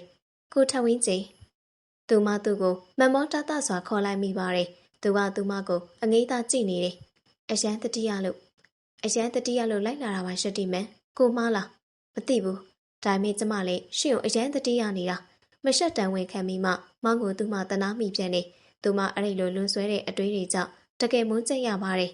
ကိုတတိယတိုင်းမင်းစီကိုလာခွင့်ရှိလားလာခွင့်မရှိဘူးလေကိုထက်ဝင်းကျင်ရဲ့ဒါပေမဲ့ရှင့်ကိုကျမမျှော်နေမိတယ်အဲ့ဒီစကားကြောင့်ကိုတတိယတိုင်းမင်းစီကိုလာဖြစ်လိမ့်မယ်ထင်နေရှက်တီမန်လာကိုထက်ဝင်းကျင်ကျမတို့တနေရာကိုသွားကြရအောင်ဒီတခါတော့သူမပဲဦးဆောင်ပြီးသူ့ကိုခေါ်ခဲ့လိုက်ပါတယ်သူတိတာစွာပျော်ရွှင်သွားတယ်အဲ့ဒီနောက်သူ့ကားလေးနဲ့သူမလိုက်ခဲ့ပါတော့တယ်ဘယ်ကိုသွားကြလဲရက်တီမန်မောင်းပါကျမပတ်ဝန်းကျင်နဲ့ဝေးတဲ့နေရာစီကိုမောင်းဒါမှမဟုတ်ကျမအတွေးတွေနဲ့ဝေးတဲ့နေရာကိုမောင်းသူဘာမှစမပြောတော့ကားလေးကိုမြို့ပြင်ကိုမောင်းနှင်ခဲ့လိုက်ပါတယ်အဲ့ဒီနောက်ကန်းနဖူးတနေရာမှာကားလေးကိုရပ်လိုက်ပါတယ်ကားပေါ်ကဆင်းကျင်လိုက်ရက်တီမန်သူမကောင်းနေရင်ကားပေါ်ကဆင်းပြီးကန်းနဖူးမှာရက်ကလက်ဆက်တက်လေးကိုရှူရှလိုက်ပါတယ်သူကကားကောင်းခန်းကိုမိလျက်သူမအောင်ငေးကြည့်နေတယ်သူမလက်နှစ်ဖက်ကိုဆန့်တန်းပြီးလေကိုထက်ကရှူရှလိုက်မိပြန်တယ်လေကလက်ဆက်တင်တော့ရက်တီမန်လက်ဆက်တာပေါ့တေးကြလားရက်တီမန်တေးကြပါတယ်သူမကိုစိတ်စိတ်ငေးကြည့်နေတယ်သူမရင်ခုန်တန်းနေတိတာစွာမြန်လာရပါတယ်ရင်ခုန်တန်းတွေကိုသူမမလိုလားပေမဲ့သူ့ကိုလွန်စွာတတိယနေမိတဲ့အတွက်သူ့မျက်ဝန်းအရှိမှာတော့စက်နေကြမှာသေးတယ်မင်းကိုချစ်တယ်ရက်တီမန်အဲ့လိုတွေမပြောပါနဲ့လားကိုထက်ဝင်းကျင်ရဲ့ကျမကိုအဲ့လိုစကားတွေမပြောပါနဲ့သူလေးလံနေခြေလန်းတွေနဲ့သူမနာကိုတိုးကန်လာတယ်ကျမမှချစ်သူရှိတယ်ကိုထက်ဝင်းကျင်ကိုသိတယ်လေဒါဆိုခုနစကားကိုပြန်ရုပ်သိမ်းလိုက်ပါမရုပ်သိမ်းနိုင်ဘူးရှင်ကိုလူကျင့်ဝတ်ဖောက်ဖျက်တဲ့လူတယောက်မဖြစ်စေချင်ဘူးဟင်းကိုပဲတုံးကမှလူကျင့်ဝတ်ဖောက်ဖျက်ဖို့မစင်စားဘူးပါရက်တီမန်လူကျင့်ဝတ်ဖောက်ဖျက်ရမှာမင်းပါသူမသူ့ကိုငေးကြည့်ရင်မျက်ရည်ဝဲမိပါတယ်သူလည်းမျက်ရည်ဝဲနေတယ်ရင်ထဲကမျိုးသိပ်ထားတဲ့ခန်းစားချက်စစ်တွေပွင့်အံမထွက်ခင်လေးသူမမျက်ရည်ကျရတော့တယ်မင်းလူကျင့်ဝတ်ဖောက်ဖျက်ဖြစ်အောင်ကို့အချစ်တွေနဲ့အမျိုးမျိုးသွေးဆောင်ဖြားရောက်မယ်ကို့အချစ်ကမင်းချစ်သူအချစ်ထပ်ပို့တယ်နှက်ဆိုင်တယ်လို့မင်းသိတဲ့အချိန်ရောက်ရင်လူကျင့်ဝတ်တွေကိုမင်းအလိုလိုဖောက်ဖျက်ရလိမ့်မယ်ရှက်တီမန်ကျမဖောက်ဖျက်မှာမဟုတ်ပါကိုထက်ဝင်းချင်းကိုသူနဲ့ရှင်ကြည့်ပါရှက်တီမန်သူထက်မင်းကိုပို့ချစ်နိုင်တယ်လို့ထင်တော့မင်းစောင့်စည်းနေတဲ့လူကျင့်ဝတ်တစ်ခုရဲရဲကြည့်တာဖောက်ဖျက်လိုက်ပါဖောက်ဖျက်လိုက်တဲ့စီးပြင်မှာကိုမင်းကိုစောင့်နေပါတယ်အခုကျမကိုလူမပီတောင်ရှင်တိုက်တွန်းနေရလားကိုထက်ဝင်းချင်းဟင်းကိုကမင်းကိုချက်နေတာပါဗလက်တိုင်းတရအထိတွင်လေးတစ်ခုကြောင့်ရှင်ရင်ခုန်နာနေမှာပါမဟုတ်ဘူးယတိမန်ဗလက်တိုင်းတရမင်းရဲ့အနမ်းလေးတစ်ခုကြောင့်မင်းကိုရင်ခုန်နေမထင်ပါနဲ့ကိုချစ်ကအဲ့လောက်အပေါ်ရင်မဆန်ဘူးအခုစကလုံးနေနဲ့မင်းကိုမဖြားရောက်တော့မင်းကိုခိုင်မာရေးတက်တဲ့တစ်ခုမနှက်ပြန်ပြမယ်အဲ့တော့မှမင်းယုံတဲ့မယုံတဲ့ဆုံးဖြတ်ပေါ့သူ့ရဲ့ခိုင်မာရေးစကားကသူမရင်ခုန်တဲ့တွေကိုပိုပြီးမြန်ဆန်စေပါတယ်တကယ်တော့သူမကလည်းသူ့ကိုဗလက်တိုင်းတီမှာစတွေ့တဲ့ကရင်ကုန်တက်ခဲ့တာဖြစ်ပါတယ်သူမသူ့ကိုစကနိုင်ဆက်မလူနိုင်တော့သူလည်းသူမကိုဘာမှဆက်မပြောတော့ခိုင်မာရေးတက်တဲ့နဲ့သူ့စကားကိုအတိဖြစ်အောင်လုပ်မယ်လို့စဉ်းစားရင်သူတို့အပြန်လန်းလေးတိတ်ဆိတ်နေပါတော့တယ်သူမအဆောင်ရှိမှာသူကားလေးကိုရပ်လိုက်တယ်ဒီမှာပဲကြံခဲ့တော့နော်အောက်မစင်းနဲ့တော့ကားပေါ်ကမစင်းငင်သူ့ကိုပြောပြီးမှသူမကားပေါ်ကဆင်းလိုက်တယ်ကြော်ခိုင်ပြီးဆင်းသွားတဲ့သူမကိုသူငေးကြည့်နေမိပါတယ်သူမကိုသူဘလုံးမှအဆုံးရှုံးမခံနိုင်တော့တာတကယ်တေးချနေပါပြီယတိမန်သူမအဆောင်ထဲမဝင်ခင်သူလန်းခေါ်လိုက်မိပါတယ်သူမလှည့်ကြည့်တယ်မင်းတို့ချစ်သူတက်တန်းဘယ်လောက်ရှိပြီလဲ3 နှစ်ပဲဆိုရင်တော့မင်းချစ်သူကပထမဆုံးအချက်စပြီးရှုံးနေပြီသူမသူ့ကိုငေးကြည့်နေမိတယ်မနေ့ပြန်ကိုတက်သေးပြပါမယ်သူမကောင်းကြီးပြလိုက်ပြီးအဆောင်လေးကိုဝင်ခဲ့လိုက်ပါတယ်သူနဲ့အကွယ်ကိုရောက်တာနဲ့သူမနားနှစ်ဖက်စလုံးကိုပိတ်လိုက်မိပါတယ်ကျမစီကမောင်းထွက်သွားတဲ့ရှင့်ရဲ့ကားမောင်းတဲ့ကျမကိုအယံဝမ်းနေစီနဲ့ကိုထက်ဝင်းချင်းပြောရင်းနဲ့သူမမျက်ရည်ကျရပါတယ်မောင်းကိုအားနာလိုက်တာပြီးတော့ရင်ခုန်တန်တွေကိုစက်ကျင်ရတာမှန်အယံပင်ပန်းနေပြီမောင်းကော်ဖီဆိုင်လေးအတွင်းကျူဝဲရဲ့ intuition သချင်းတန်ကအေးအေးငိမ့်ငိမ့်ပြန့်လွင်နေတယ်သူကသူမကိုငငယ်လေးကြည့်ရင်တန်စင်ကိုနားဆွေနေတယ်သူမရင်ခုန်တန်တွေပယံပရာမြင့်ဆန်နေတယ်ဘာအတွက်ချင်းလိုက်တာလဲကိုထက်ဝင်းချင်းသူအကြည့်တွေကိုတွန်းလှန်ကြတာကြောင့်သူမမေးလိုက်မိပါတယ်တကယ်တော့သူခေါ်ရကော်ဖီဆိုင်ကိုမလိုက်ခဲ့တဲ့ကြောင့်သိနေပေမဲ့နှုတ်ကတော့မလိုက်ခဲ့ချင်ဘူးလို့ငင်းဆန်မှုခက်ခဲနေတာကြောင့်ကော်ဖီဆိုင်လေးကိုရှောင်းနေရတာဖြစ်ပါတယ်မင်းကိုလက်ဆောင်တစ်ခုပေးချင်လို့ပါရက်တီမန်ကျမလက်ဆောင်မလို့ချင်ဘူးမင်းအချစ်ကိုရဖို့လူညမ်းတယောက်လိုပစ္စည်းဝယ်ပေးပြီးလက်ထိုးတက်တဲ့ယောက်ျားတွေစီမှာကိုမပေါင်းရတီမန်ကိုမင်းကိုပေးမဲ့လက်ဆောင်ကအဟောင်းကြီးပါပြီးတော့ဝယ်ထားတာလေးကြာလာပြီသူပြောဆူဆူနေပြီအသိယူဆောင်လာတဲ့လက်စွပ်ဘူးလေးကိုစပွဲပေါ်တင်လိုက်ပါတယ်လက်ဆောင်တက်တက်မဟုတ်ဘူးနော်တက်တည်ပြချင်တာလေးပါတယ်မနေ့ကမင်းပြောတယ်လေမင်းရဲ့မထက်မှတ်ထားတဲ့အနမ်းတစ်ခုကြောင့် မင်းကိုစိတ်ဝင်စားမိရေဆိုတာမှတ်မိလားဟုတ်ကဲ့မှတ်မိပါတယ်အဲ့ဒါမဟုတ်ဘူးလို့ကိုငင်းခဲ့တယ်နော်အခုဒီလက်ဆောင်လေးကိုမင်းဖွင့်ကြည့်လိုက်ပါအနမ်းလေးတစ်ခုကြောင့်ကိုရင်မခုန်တက်ဘူးဆိုတာမင်းနားလေသွားလိမ့်မယ်သူတင်ပေးလိုက်တဲ့စပွဲပေါ်ကလက်စွပ်ဘူးလေးကိုသူမလှမ်းယူလိုက်မိပါတယ်အဲ့ဒီနောက်သူ့ကိုလည်းတစ်ချက်လှမ်းကြည့်လိုက်တော့ကိုရင်တွေကနှက်ဆိုင်တဲ့ခန်းစားချက်တွေကအနမ်းလေးတစ်ခုကစခဲ့တာမဟုတ်ပါဘူးယတိမန်ရေရုံမသူ့ရဲ့ဝန်ခံချက်ကြောင့်သူမစိတ်မကောင်းဖြစ်ရပြန်တယ်သူမတွေးဝမနေတော့ပဲလက်စွပ်ဘူးလေးကိုဖွင့်ကြည့်လိုက်မိတယ်ဟဲသူမလွန်စွာအံ့ဩလို့အာမေလိတ်တန်ပြုတ်လိုက်မိတယ်ဘူးထဲမှာသူမတစ်ချိန်ကလွန်စွာမမှတ်မမောငင်းကြည့်ပူခဲ့တဲ့လက်စွပ်လေးကိုတွေ့လိုက်ရပါတယ်မမရရလက်စွပ်လေးရဲ့ပေါ်မှာသူမနာမည်ရဲ့ပထမဦးဆုံးဆက်လုံးဖြစ်တဲ့ဝိုင်းကိုစိန်ပွင့်သေးသေးလေးတွေနဲ့ထွင်းထားတာကြောင့်လွန်စွာလေးလိုချင်ခဲ့မိပါတယ်ပလက်တီနမ်နဲ့လှုပ်ထားတဲ့စိန်တဲ့ပစ္စည်းတွေမပြောနဲ့ဖန်စီပစ္စည်းဝယ်ဝတ်ဖို့တော့အစင်မတည်တဲ့သူမကအဲ့ဒီလက်စွပ်ကိုလိုချင်လို့အလုံစင်းချိန်တိုင်းသွားပြီးကြည့်တတ်ပါတယ်ဒါပေမဲ့သူမမသွားဖြစ်တဲ့တရက်မှာတော့အဲ့ဒီလက်စွပ်လေးကိုတစုံတစ်ယောက်ကဝယ်သွားတာကြောင့်သူမစက်မကြည့်ဖြစ်တော့အခုအဲ့ဒီလက်စွပ်လေးကိုသူမမမျှော်လင့်မဲတွေးလိုက်ရတာကြောင့်အံ့ဩလို့နှကန်းကိုတော့လက်ဘဝနဲ့အုပ်လိုက်မိပါတယ်မင်းအံ့ဩသွားတယ်ဆိုရင်တော့ဒီလက်စွပ်လေးကိုမှတ်မိလို့ပဲဖြစ်မှာပေါ့နော်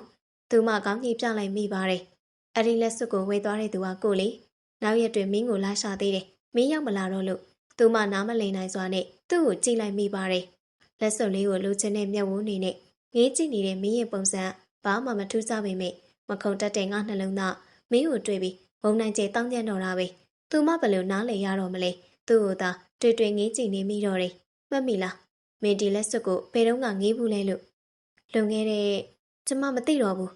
စဉ်းစားရင်ဖြေပေမဲ့ရင်ခုန်တန်းတွေကြောင့်အာယုန်တွေရှက်ရှက်ခတ်နေတယ်လွန်ခဲ့တဲ့9နှစ်အကြာကလေတေတီချာချာပြောမေးဆိုရင်လွန်ခဲ့တဲ့9နှစ်2လနဲ့10ရက်အကြာကရှင်အန်အွန်လို့သူမမျက်လုံးအဝိုင်းသာဒါအပြင်သူမပေါ်ဒီလောက်အလေးနဲ့ထားတဲ့သူ့အချစ်တွေကိုလေသူမအတိမတ်ပြုတ်မိသွားပါတယ်အဲ့ဒီအချစ်ကိုရင်ကြီးတွေကသူမရုံထွက်နိုင်တော့မှမဟုတ်သူဟာပြောထားတဲ့အတိုင်းသူမကိုအချစ်တွေနဲ့အစွမ်းကုန်ဖျားရောက်နေပါတော့တယ်အဲ့ဒီနေ့တည်းကမင်းကိုတွေ့ပြီးချစ်မိသွားတာမမရရဖြစ်အောင်လက်စွပ်လေးဝဲပြီးမင်းကိုလိုက်ရှာသေးတယ်ဒါမဲ့နောက်ရက်တွေမှာမင်းကိုမတွေ့တော့ဘူးသူမအဲ့ဒီအလောက်ကထွက်ပြီးတခြားအလုပ်တစ်ခုပြောင်းလိုက်တာကြောင့်သူနဲ့ထပ်မတွေ့ခဲ့တာပါအလုပ်မပြောင်းခဲ့မိရင်ကောင်းတာနောက်လိုခန်းစားချက်ကြီးတစ်ခုသူမရင်နဲ့တိုးဝင်ခဲ့ရပါတော့တယ်မင်းရဲ့အချစ်သက်တမ်းက3နှစ်ကိုမင်းကိုချစ်နေခဲ့ရတာဟိုး9နှစ်အကြာကလေးကကဲကိုရဲ့အချစ်သက်တမ်းပို့ရှိတယ်နော်သူ့ကိုကြည့်ရင်သူမမျက်ရည်စားတွေဝေးမိပါတော့တယ်ဒါအပြင်သူ့စကလုံးတွေကလည်းလေးနဲ့လုံးနေတယ်လက်စွပ်လေးကိုငေးကြည့်နေတဲ့မင်းရဲ့မျက်ဝန်းတွေကအရန်ကိုအသက်ဝင်လုံးနေပြီးတော့အဖြူအောင်ဆန်နေကိုနှလုံးသားတွေခုန်ပေါက်ကုန်နေသူမလက်တစ်ဖက်ကိုသူ့လန်းကန်လိုက်ပါတယ်ဖျားရည်သူမမယုံချင်တော့အချိန်ကြီးမပြီးလို့မင်းနဲ့နောက်မှတွေ့ရပေမဲ့အခွင့်အရေးတစ်ခုတော့ကိုလိုချင်နေရတိမန်မင်းကိုပြက်ချက်ပါနော်သူ့မျက်ဝန်းထဲမှာမျက်ရည်စားတချို့နဲ့တောင်းဆိုလိုက်တဲ့တောင်းဆိုမှုကိုသူမဘလို့အင်အားမျိုးနဲ့ညှင်းဆန်မှမလဲဒါမဲ့သူမပြက်သားစွာကောင်းမညင်ရဲပြန်မောင်ကသူမပေါ်မှာလွန်စွာယုံကြည်ထားတယ်တဲ့ကျမပြန်ချင်ပြီးကိုထက်ဝင်းချင်းမင်းဆောင်မှာတစ်ခါနှစ်ခါ10ခါနောက်ဆုံးအခါ20ပေါ့ဒါမဲ့မင်းတစ်သက်လုံးတော့မရှောင်လိမ့်နိုင်ပါဘူးရှတိမန်နောက်ဆုံးကွာတစ်သက်လုံးရှောင်နေမယ်ဆိုရင်တော့မင်းနှလုံးသားမင်းကိုအရှင်လက်လက်မိတချိုလိုက်လိမ့်မယ်သူ့ရဲ့ပြတ်သားတဲ့စကားဆုံးမှာတော့သူမသူ့လက်ထဲကလက်ဖွားလေးကိုရုံးထွက်လိုက်မိပါတယ်ကျမချစ်သူကျမကိုကြီးစားစကားစပြောတော့ကကျမညင်းပိုင်ခွင့်ရှိတယ်ဒါမဲ့ကျမမငင်းမဲ့လက်ခံခဲ့တာကျမတို့နှစ်ယောက်ချစ်သူဖြစ်ရတဲ့တကယ်အကြောင်းရင်းကကျမကြောင့်ပဲဒီတော့ကျမကပဲသူ့ကိုသစ္စာမဖောက်ချင်ကိုထက်ဝင်းချင်းပြီးတော့ကျမနှလုံးသားကလည်းကိုချစ်သူကိုပဲရွေးချယ်ခဲ့လို့ကျမကိုမိတချိုမှမဟုတ်ပါဘူးမိတချိုမှပေါ့မင်းမသူ့ကိုမချစ်ပဲချစ်လို့ပဲချစ်သူဖြစ်လက်ခံခဲ့တာမဟုတ်ဘူးလားမင်းသူ့ကိုမချစ်ဘူးရတိမန်တကယ်လို့ချစ်တယ်ဆိုရင်လေအပေါ်ရန်လောက်ပါပဲနှက်ဆိုင်တဲ့အချင်းဆိုတာငါကြောင့်မင်းစီမှာပေါက်ဖွားလာမှာကျမကိုမဆွဆွဲပါနဲ့ကိုထက်ဝင်းချင်းကိုမဆွဆွဲပါဘူးမျက်နှာကိုပြောတာပါမင်းချစ်သူထက်မင်းငါ့ကိုပူချစ်တယ်မဖြစ်နိုင်ဘူးရှင်ဘယ်လိုလုပ်သိတာလဲအုံနောက်ရဲ့ထိန်းချုပ်အားကောင်းတဲ့မင်းပါဆက်ကမဖြစ်နိုင်ဘူးလို့ညင်းနေပေမဲ့အုံနောက်ရဲ့ထိန်းချုပ်အားနေတဲ့မင်းရဲ့မျက်ဝန်းတွေကကိုယ့်ကိုကောင်းကောင်းကြည့်ဝင်ခံနေတဲ့ရှတိမန်သူစကားဆုံးတာနဲ့သူမစိတ်ညစ်လို့မိငိုချလိုက်မိပါတော့တယ်အချက်ကအဲ့ဒီလိုငိုကိုင်းစေနိုင်နေတဲ့လားစိတ်ညစ်လိုက်တာကိုထက်ဝင်းကြည့်ရဲ့ရှင်းရှင်းလေးပါယတိမန်မင်းကိုချစ်နေပါဒါပေမဲ့မင်းချစ်သူကိုပြန်ညှင်းလိုက်ဖို့မင်းကြောက်ရွံ့နေတယ်အဲ့ဒါကြောင့်မင်းစိတ်ညစ်နေတာတကယ်လို့ကို့ကိုမချစ်ဘူးဆိုရင်ကို့ကိုညှင်းလိုက်နောက်ဆုံးကွာကို့ပေါင်း2ချက်လောက်ရှိုက်ပြီးချစ်သူရှိတဲ့မင်းကိုမဖျားရောက်နဲ့လို့ပြက်ပြက်သားသားပြောပြီးမင်းတရားနေထွက်သွားလိုက်ပြီးပြီပေါ့ သူပြောတဲ့အတိုင်းသူမမလုပ်နိုင်တာသိကြပါတယ်။ကဲ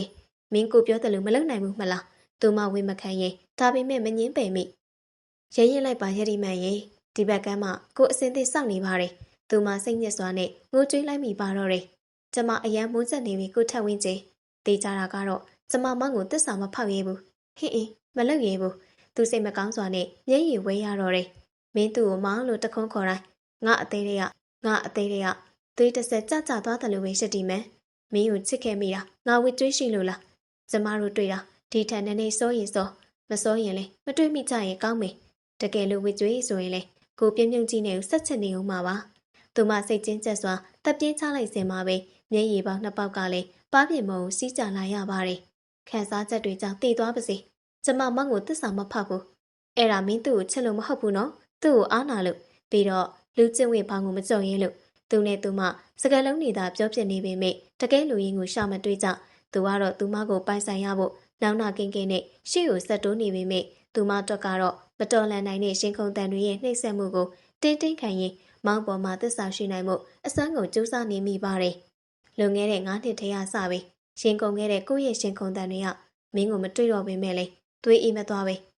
ဘယ်မှာများမင်းပွားကနေပေါ်လာလိမ့်မလဲဆိုတဲ့မျှော်လင့်ချက်ကြီးနဲ့စောင့်နေတယ်ဆိုတဲ့အချက်လေးမင်းစဉ်းစားတိုင်းထည့်ပြီးစဉ်းစားပေးပါနော်မျက်နှာသာပေးတဲ့အနေနဲ့ပေါ့ကော်ဖီဆိုင်ကပြန်ခဲ့တော့သူမထံမှာသူ့လက်စွပ်လေးပါလာတော့တယ်ဒါပေမဲ့သူမမဝစ်ခဲ့အိတ်ထဲမှာသာထည့်ခဲ့လိုက်ပါတယ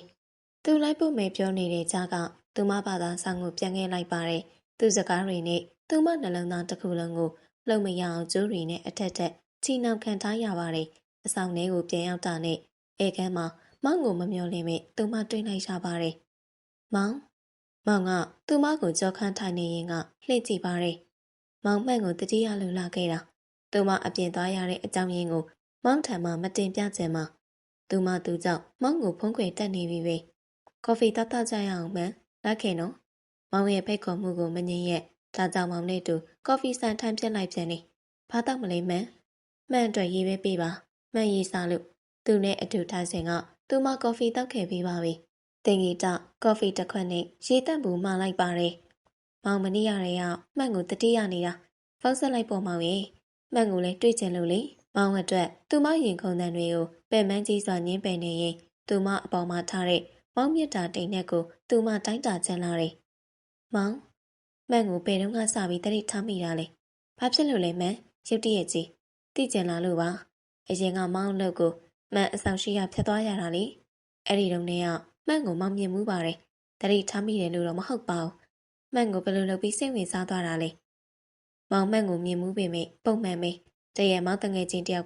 ကမှန်အရန်ချောတဲ့အကြောင်းပြောတာကိုမောင်အမှတ်မထင်ကြားလိုက်မိတယ်။နောက်တရက်သူ့စကားကြောင့်မှန်ကိုတတိထားပြီးကြည့်လိုက်မိတယ်။အဲ့ဒီတုန်းကမှန်လာကိုမောင်တတိထားမိပြီးစိတ်ဝင်စားသွားတာ။စိတ်ဝင်စားပြီးဘလောက်ကြာမှမောင်မှန်ကိုချင်းကပ်ခဲ့တာလေ။တပတ်လောက်ကြာမှမောင်နဲ့မှန်လိုင်းကားပေါ်မှာစုံနေလေ။ပြီးတော့မှန်နဲ့တငယ်ချင်းဖြစ်ခွင့်တောင်းတယ်။တလားလောက်ကြာမှမှန်ကိုဖွင့်ပြောတယ်။ဒါပဲလေမှန်ဘာသိချင်နေလဲဒါဆိုမောင်တငယ်ချင်းဖြစ်ခွင့်တောင်းနေရမှန်ကိုစိတ်ဝင်စားနေမိပြီပေါ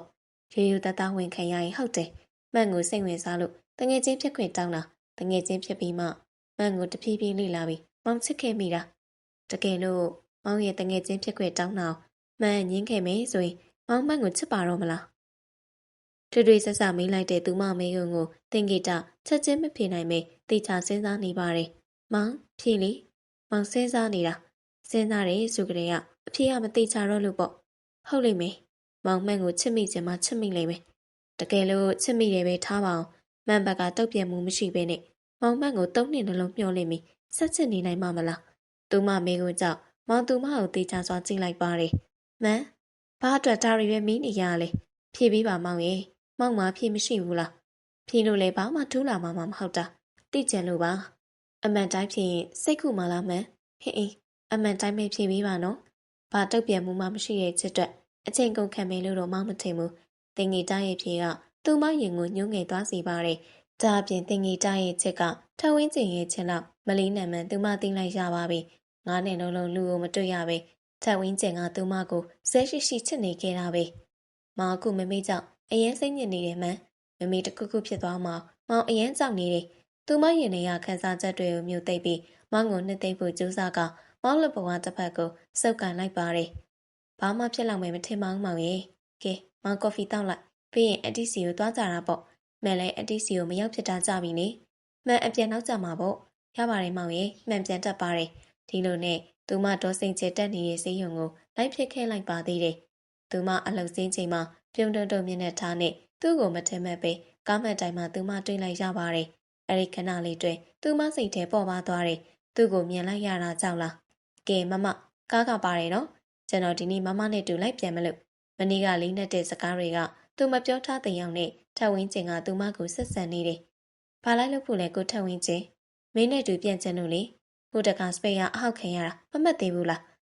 အဲ့ဒီတော့ကကိုသိပ်ပြီးလိုင်းကားမှမစီးတတ်တာအပြောခံရမှာပေါ့အခုတော့အဆင်ပြေလောက်ပါတယ်တကယ်လို့မင်းကကိုတက်ညာကျင်နေဆိုရင်တော့ကိုကားနဲ့လိုက်ပြန်လေမင်းကိုပြစရာလေးရှိတယ်အရင်တခါသူမနဲ့အတူတူလိုက်ပြီးလိုင်းကားစီးတော့ကသူ့အတော်ပဲကတိကောက်ဖြစ်ရပါတယ်ဒါအပြင်လဲတော်တော်ခက်ခဲရှာပါတယ်သူအရင်မြင့်မြင့်ကြီးနဲ့လိုင်းကားတန်းတွေနဲ့လဲတတိန်နေစောက်မိရှာပါသေးတယ်ကဲပါကျမကိုထဝင်းကျင်ကနေလိုက်ပြန်မယ်ဒါဆိုဒီမှာခဏစောင့်ကိုကားသွားယူလိုက်မယ်ဘာသာချော့ကသူမနဲ့တူလိုက်ပြန်ဖို့ကားကိုတိချပါကင်တိုးထားခဲ့ပါတယ်သူကြောပြင်ကိုကြည့်ပြီးသူမကြည်နူးမိပေမဲ့သူမမှမောင်ရှိနေတယ်ဆိုတဲ့တွေးကြကြည်နူးမှုဟာရေရှည်မခံပဲပျောက်ပြတ်သွားရတယ်သူကားလေးနဲ့သူမတိတ်ဆိတ်စွာလိုက်ပါခဲ့ပါတော့တယ်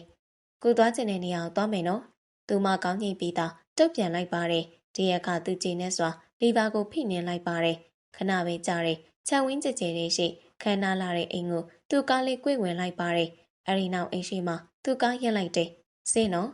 ်သူမအင်ကြီးကိုအကဲခတ်ရင်ကားပေါ်ကဆင်းလိုက်ပါတယ်ဒါကိုအိမ်လေကျမကိုဘာဖြစ်လို့အိမ်ခေါ်လာတာလဲမင်းကိုပြကြံလို့လေကိုနေတဲ့အိမ်ကဘလောက်ခန်းနာတယ်ကိုလှုပ်တဲ့လောက်ကဘလောက်ကြီးကျယ်တယ်အဲ့ဒါတွေမင်းသိအောင်လို့လေအဲ့ဒါတွေမှတ်ပြီးရှင့်ပေါ်တိတ်ညွတ်လာအောင်လို့လားကိုထက်ဝင်းကျင်မဟုတ်ဘူးရည်ရီမန်အဲ့လိုမဆွဆွဲပါနဲ့ကိုတာတွေဘာဖြစ်လို့ပြတာလဲဆိုတော့ကဲနောက်ပေးလိုက်ခဲ့ပြီးမှဆက်ပြောမယ်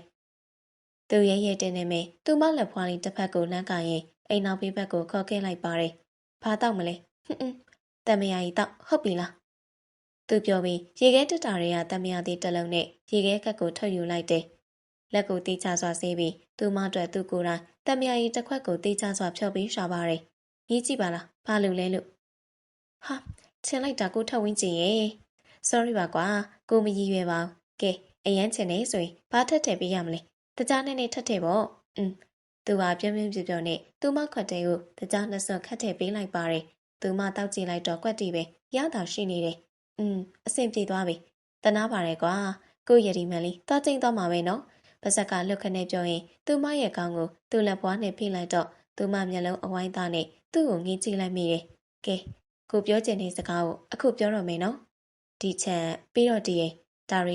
ကကိုပိုင်ဆိုင်မှုရဲ့အစွန့်ဖျားပဲရှိသေးတယ်ဒီတက်မကကိုကြွယ်ဝရရည်မန်အဲ့ဒါတွေပြပြီးမင်းကိုမြှူဆွဲတာမဟုတ်ဘူးကိုပြောချင်တာကအဲ့ဒီပိုင်ဆိုင်မှုအားလုံးကိုစွန့်လွတ်ပြီးမင်းစီကိုလာရဲတယ်မင်းလက်ထဲကကင်ထားတဲ့တမယာရီကိုညနေမင်းအိမ်ပြန်လာတိုင်းကိုဖြော်ပေးနိုင်တယ်ပြီးတော့မင်းရဲ့အတွက်အဝတ်စားလျှော်ပေးမယ်အိမ်သက်ရှင်လုပ်ပေးမယ်သမင်းချက်ပေးမယ်ပြီးတော့မင်းကိုလက်သေးညှက်ပေးမယ်ခြေသေးလေးညှက်ပေးမယ်သူမကြည်နူပြီးပြုံးလိုက်မိပါတယ်ဒါတွေအားလုံးလုပ်ပေးနိုင်မှုမင်းကိုလက်ထပ်မယ်တကယ်လို့အော်စီမရှိတဲ့ကိုဖေဖေကသဘောတူရင်တူမတူရင်လေကိုမင်းကိုရအောင်လက်ထပ်မယ်နှစ်ယောက်တစ်ဘဝတီးထောင်မယ်တကယ်လို့မင်းကကိုဘဝရဲဝင်လာမယ်ဆိုရင်လေအဲ့ဒါတွေအားလုံးလုပ်ပေးမယ်ကိုဘဝရဲလာဖို့မင်းဝင်လေးနေတယ်ဆိုရင်ကိုမင်းဘဝရဲခုံဆင်းငယ်မယ်ပြီးတော့နေတအောင်ကြိုးစားမယ်ညနေတိုင်းတမယာကြီးချင်းချင်းလေးတစ်ခွက်ဖြော့တိုက်မယ်ဖူဖူဖွားကြီးတွေဖြစ်သွားတဲ့အထိပေါ့သူမလက်ထဲကတမယာကြီးခွက်လေးကိုယူပြီးသူတငုံတောက်လိုက်ပါတယ်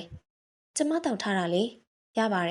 ်ဒါပေမဲ့ကိုကတိတ်ပြီးယွန်းတက်တာပြုံးတုံတုံနဲ့ပြောပြီးသူမလက်ထဲကိုဖန်ခွက်လေးပြန်ပေးလိုက်ပါတယ်သူမအဲ့ဒီတမယာကြီးကိုတငုံတောက်လိုက်မိပါတယ်အဲ့ဒီချိန်မှာသူကသူမကိုရွှွှွှဆက်ဆမျက်လုံးနဲ့ရီဝေဝေကြည့်နေတော့တယ်လာခဲ့နော်ကိုအသင်ဖြစ်အောင်ပြင်ဆင်ပြီးစောင့်နေမယ်သူပြောပြီးထိုင်ရာကထပါတယ်ပြန်ရအောင်နော်အဲ့ဒါပြောချင်လို့ခေါ်လာခဲ့တာပြောပြီးသူမလက်ထဲကဖန်ခွက်လေးကိုယူကစပွဲပေါ်တင်လိုက်ပါတယ်အဲ့ဒီနောက်သူမလက်တစ်ဖက်ကိုဆွဲပြီးအိမ်ပြင်ကိုထွက်ဖို့ခေါ်တယ်သူမလက်ကလေးကိုသူ့ထံကပြန်ယုံလိုက်ပါတယ်သူကသူမကိုကြည့်ပြီးလက်လေးကိုပြန်လှမ်းကင်တယ်အဲ့ဒီနောက်ခတ်တင်းနဲ့စုပ်ကမ်းပြီးအိမ်ရှိကိုခေါ်ခဲ့ပါတော့တယ်မယုံပါနဲ့တော့ရက်တီမန်ရဲ့မင်းရောကိုရောပြင်မလှပါတယ်ညကြရင်ကိုအိမ်မက်ထဲမှာပအောင်ထက်မှတ်ပြီးနော်မင်းကိုအိမ်မက်ထဲမှာတနားရီလောက်ပဲဖြစ်ဖြစ်ထွေးပွေထားမရစေပြန်ကန်ဤသူ့တောင်းဆိုမှုကြောင့် သူမတကယ်စိတ်မကောင်းဖြစ်မိပါတယ်မောင်းထွက်သွားတဲ့သူ့ကားလေးကိုကြည့်ကသူမတပ်ပြင်းရွှေကြီးချလိုက်မိပါတော့တယ်သူမအိယာကထပြီးအလင်းမြန်မဲ့ဖျားတက်ဖို့ပြင်ဆင်လိုက်ပါတယ်အဲဒီနောက်ဖျားပန်းဝယ်ပြီးမောင်တန်ကိုဖုန်းဆက်လိုက်ပါတယ်မောင်မွေးနေလေဖျားတက်ရအောင်နော်မှန်အဆောင်မှာစောင့်နေမယ်သူမမောင်ကိုမှာပြီးအဆောင်မှာပြီးစောင့်နေလိုက်ပါတယ်အဆောင်ကလူတွေရဲ့ကြည့်ကိုသူမမနစ်သက်မိန်းကလေးတန်မဲ့ယောက်ျားလေးနှစ်ယောက်ကိုလှည့်စားနေတယ်ဆိုတဲ့အကြည့်တွေသူမဘသူကိုမှမှတ်လိုက်စားမောင်ကိုချစ်သူအဖြစ်လက်ခံခဲ့ပြီးချစ်သူအဖြစ်ဆက်လက်ရက်တည်နိုင်အောင်တက်နိုင်သေးပြီးကြိုးစားနေရပါတယ်သူကိုတော့သူမရှင်ခုန်တန်တွေကြောင့်အနာကမောင်မထုတ်ရဲ့မောင်ထုတ်ရင်လည်းသူကသွားမှာမဟုတ်သူ့ရဲ့ချစ်ဟာဘလောက်ဆွဲကြည့်မဲ့သူမသိနေပါတယ်ဒီအချိန်မောင်သူမထံကိုရောက်လာပါတယ်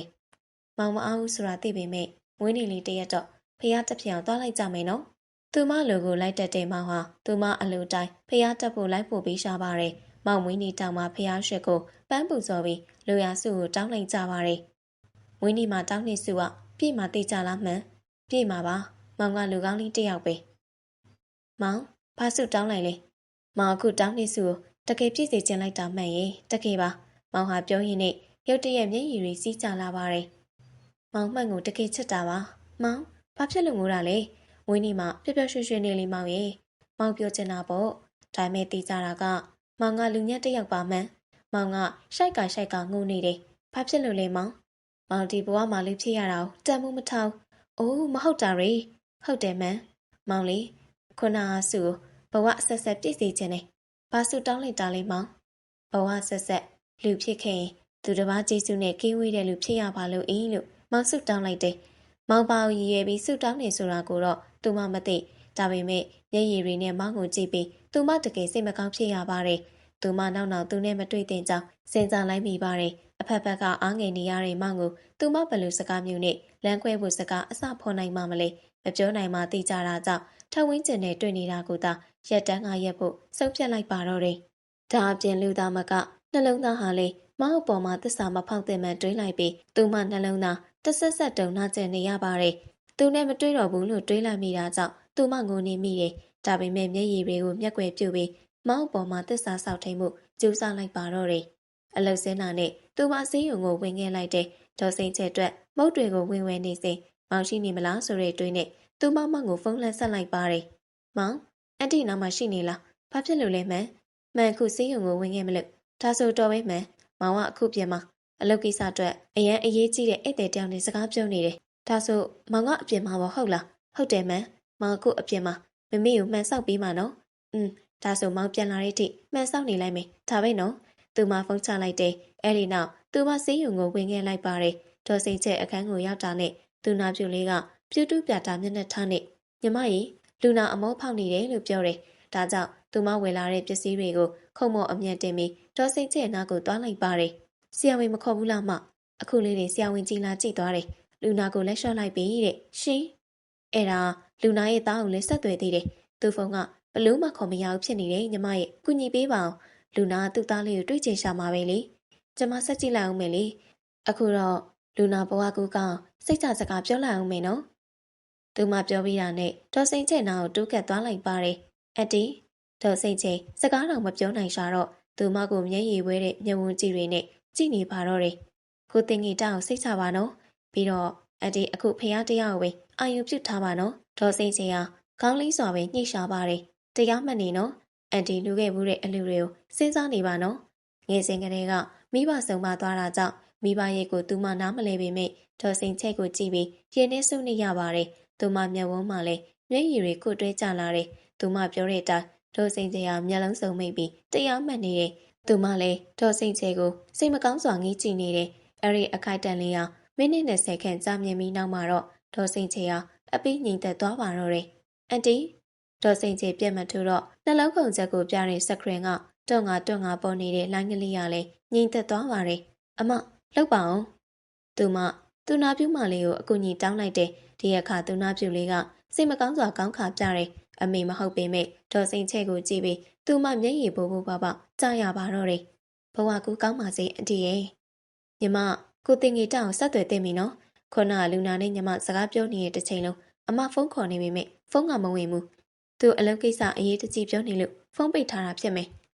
သူ့ကိုဒီကိုခေါ်ဖို့အရေးကြီးနေပြီညီမရဲ့ဒီလိုလုပ်ပါလား ညီမကသူရှိတဲ့နေရာသိတော့သွားခေါ်ခဲ့ပါလားအမဒီမှာစောင့်နေမယ်လေ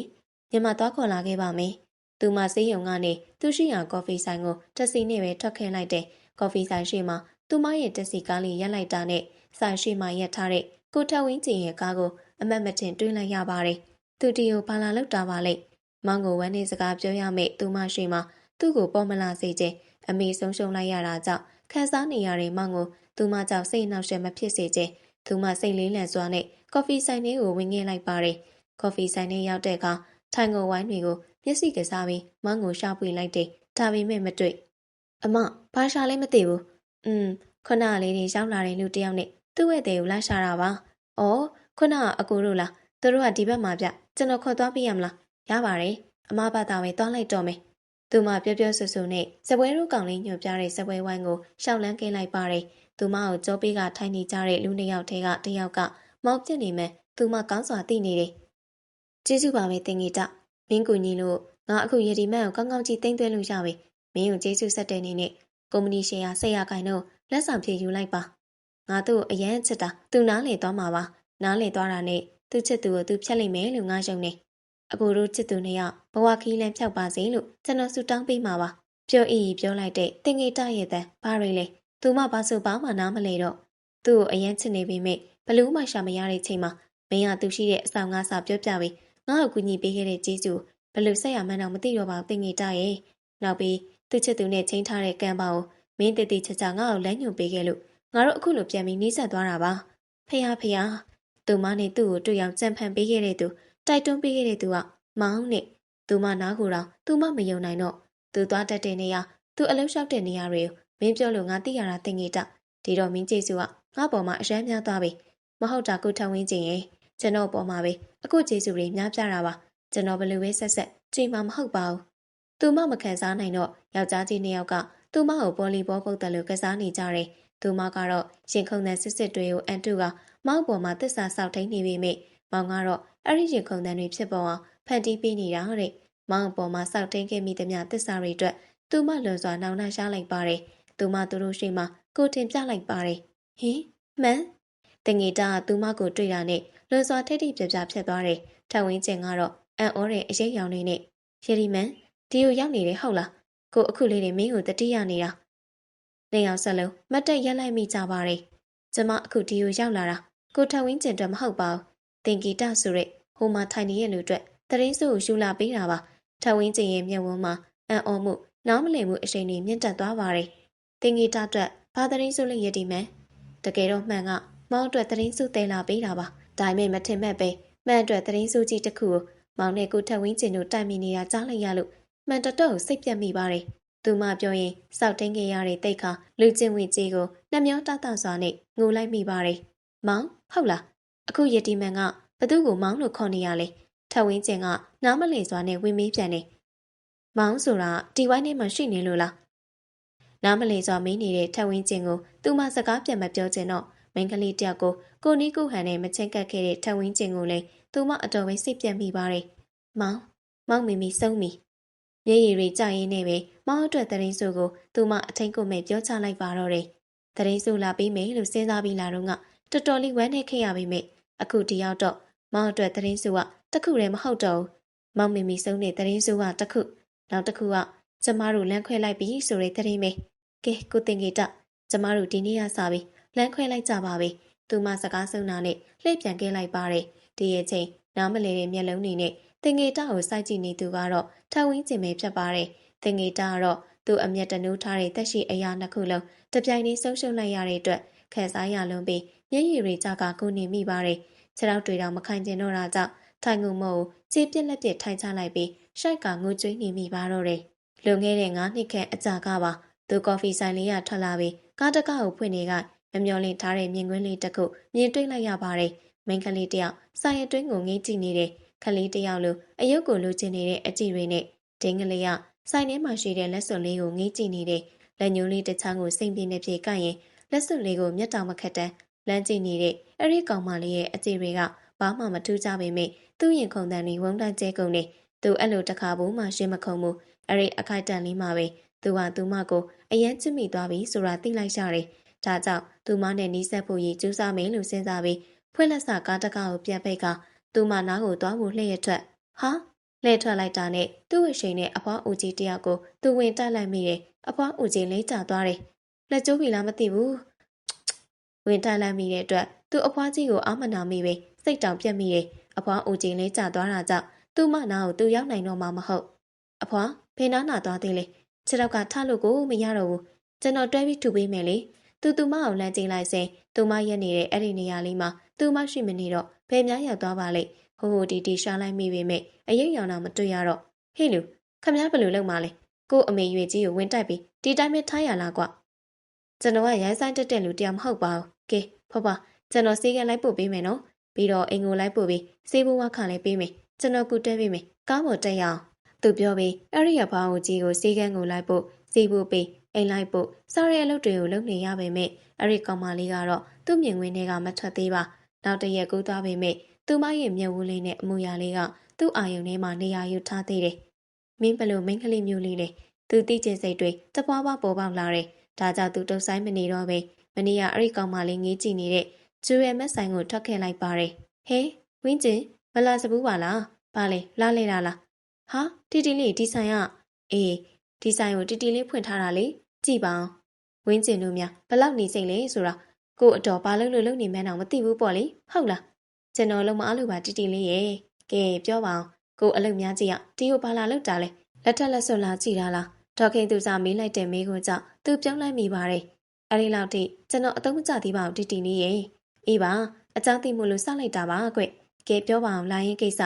မနေ့ကတီတီလေးရဲ့ဆိုင်ရှိကကောင်းမလေးကြောင့်ကျွန်တော်ရင်ထဲမှာတမျိုးကြီးဖြစ်သွားတယ်အဲ့ဒါသူဘသူလဲသိချင်လို့ဘသူများလဲကွတီတီဆိုင်ကဝန်ထမ်းတွေများလားမဟုတ်ဘူးတီတီအပြင်ကတယောက်သူဆိုင်ထဲကိုငေးကြည့်နေတာမနေ့ကညနေ4 နာရီဝန်းကျင်လောက်က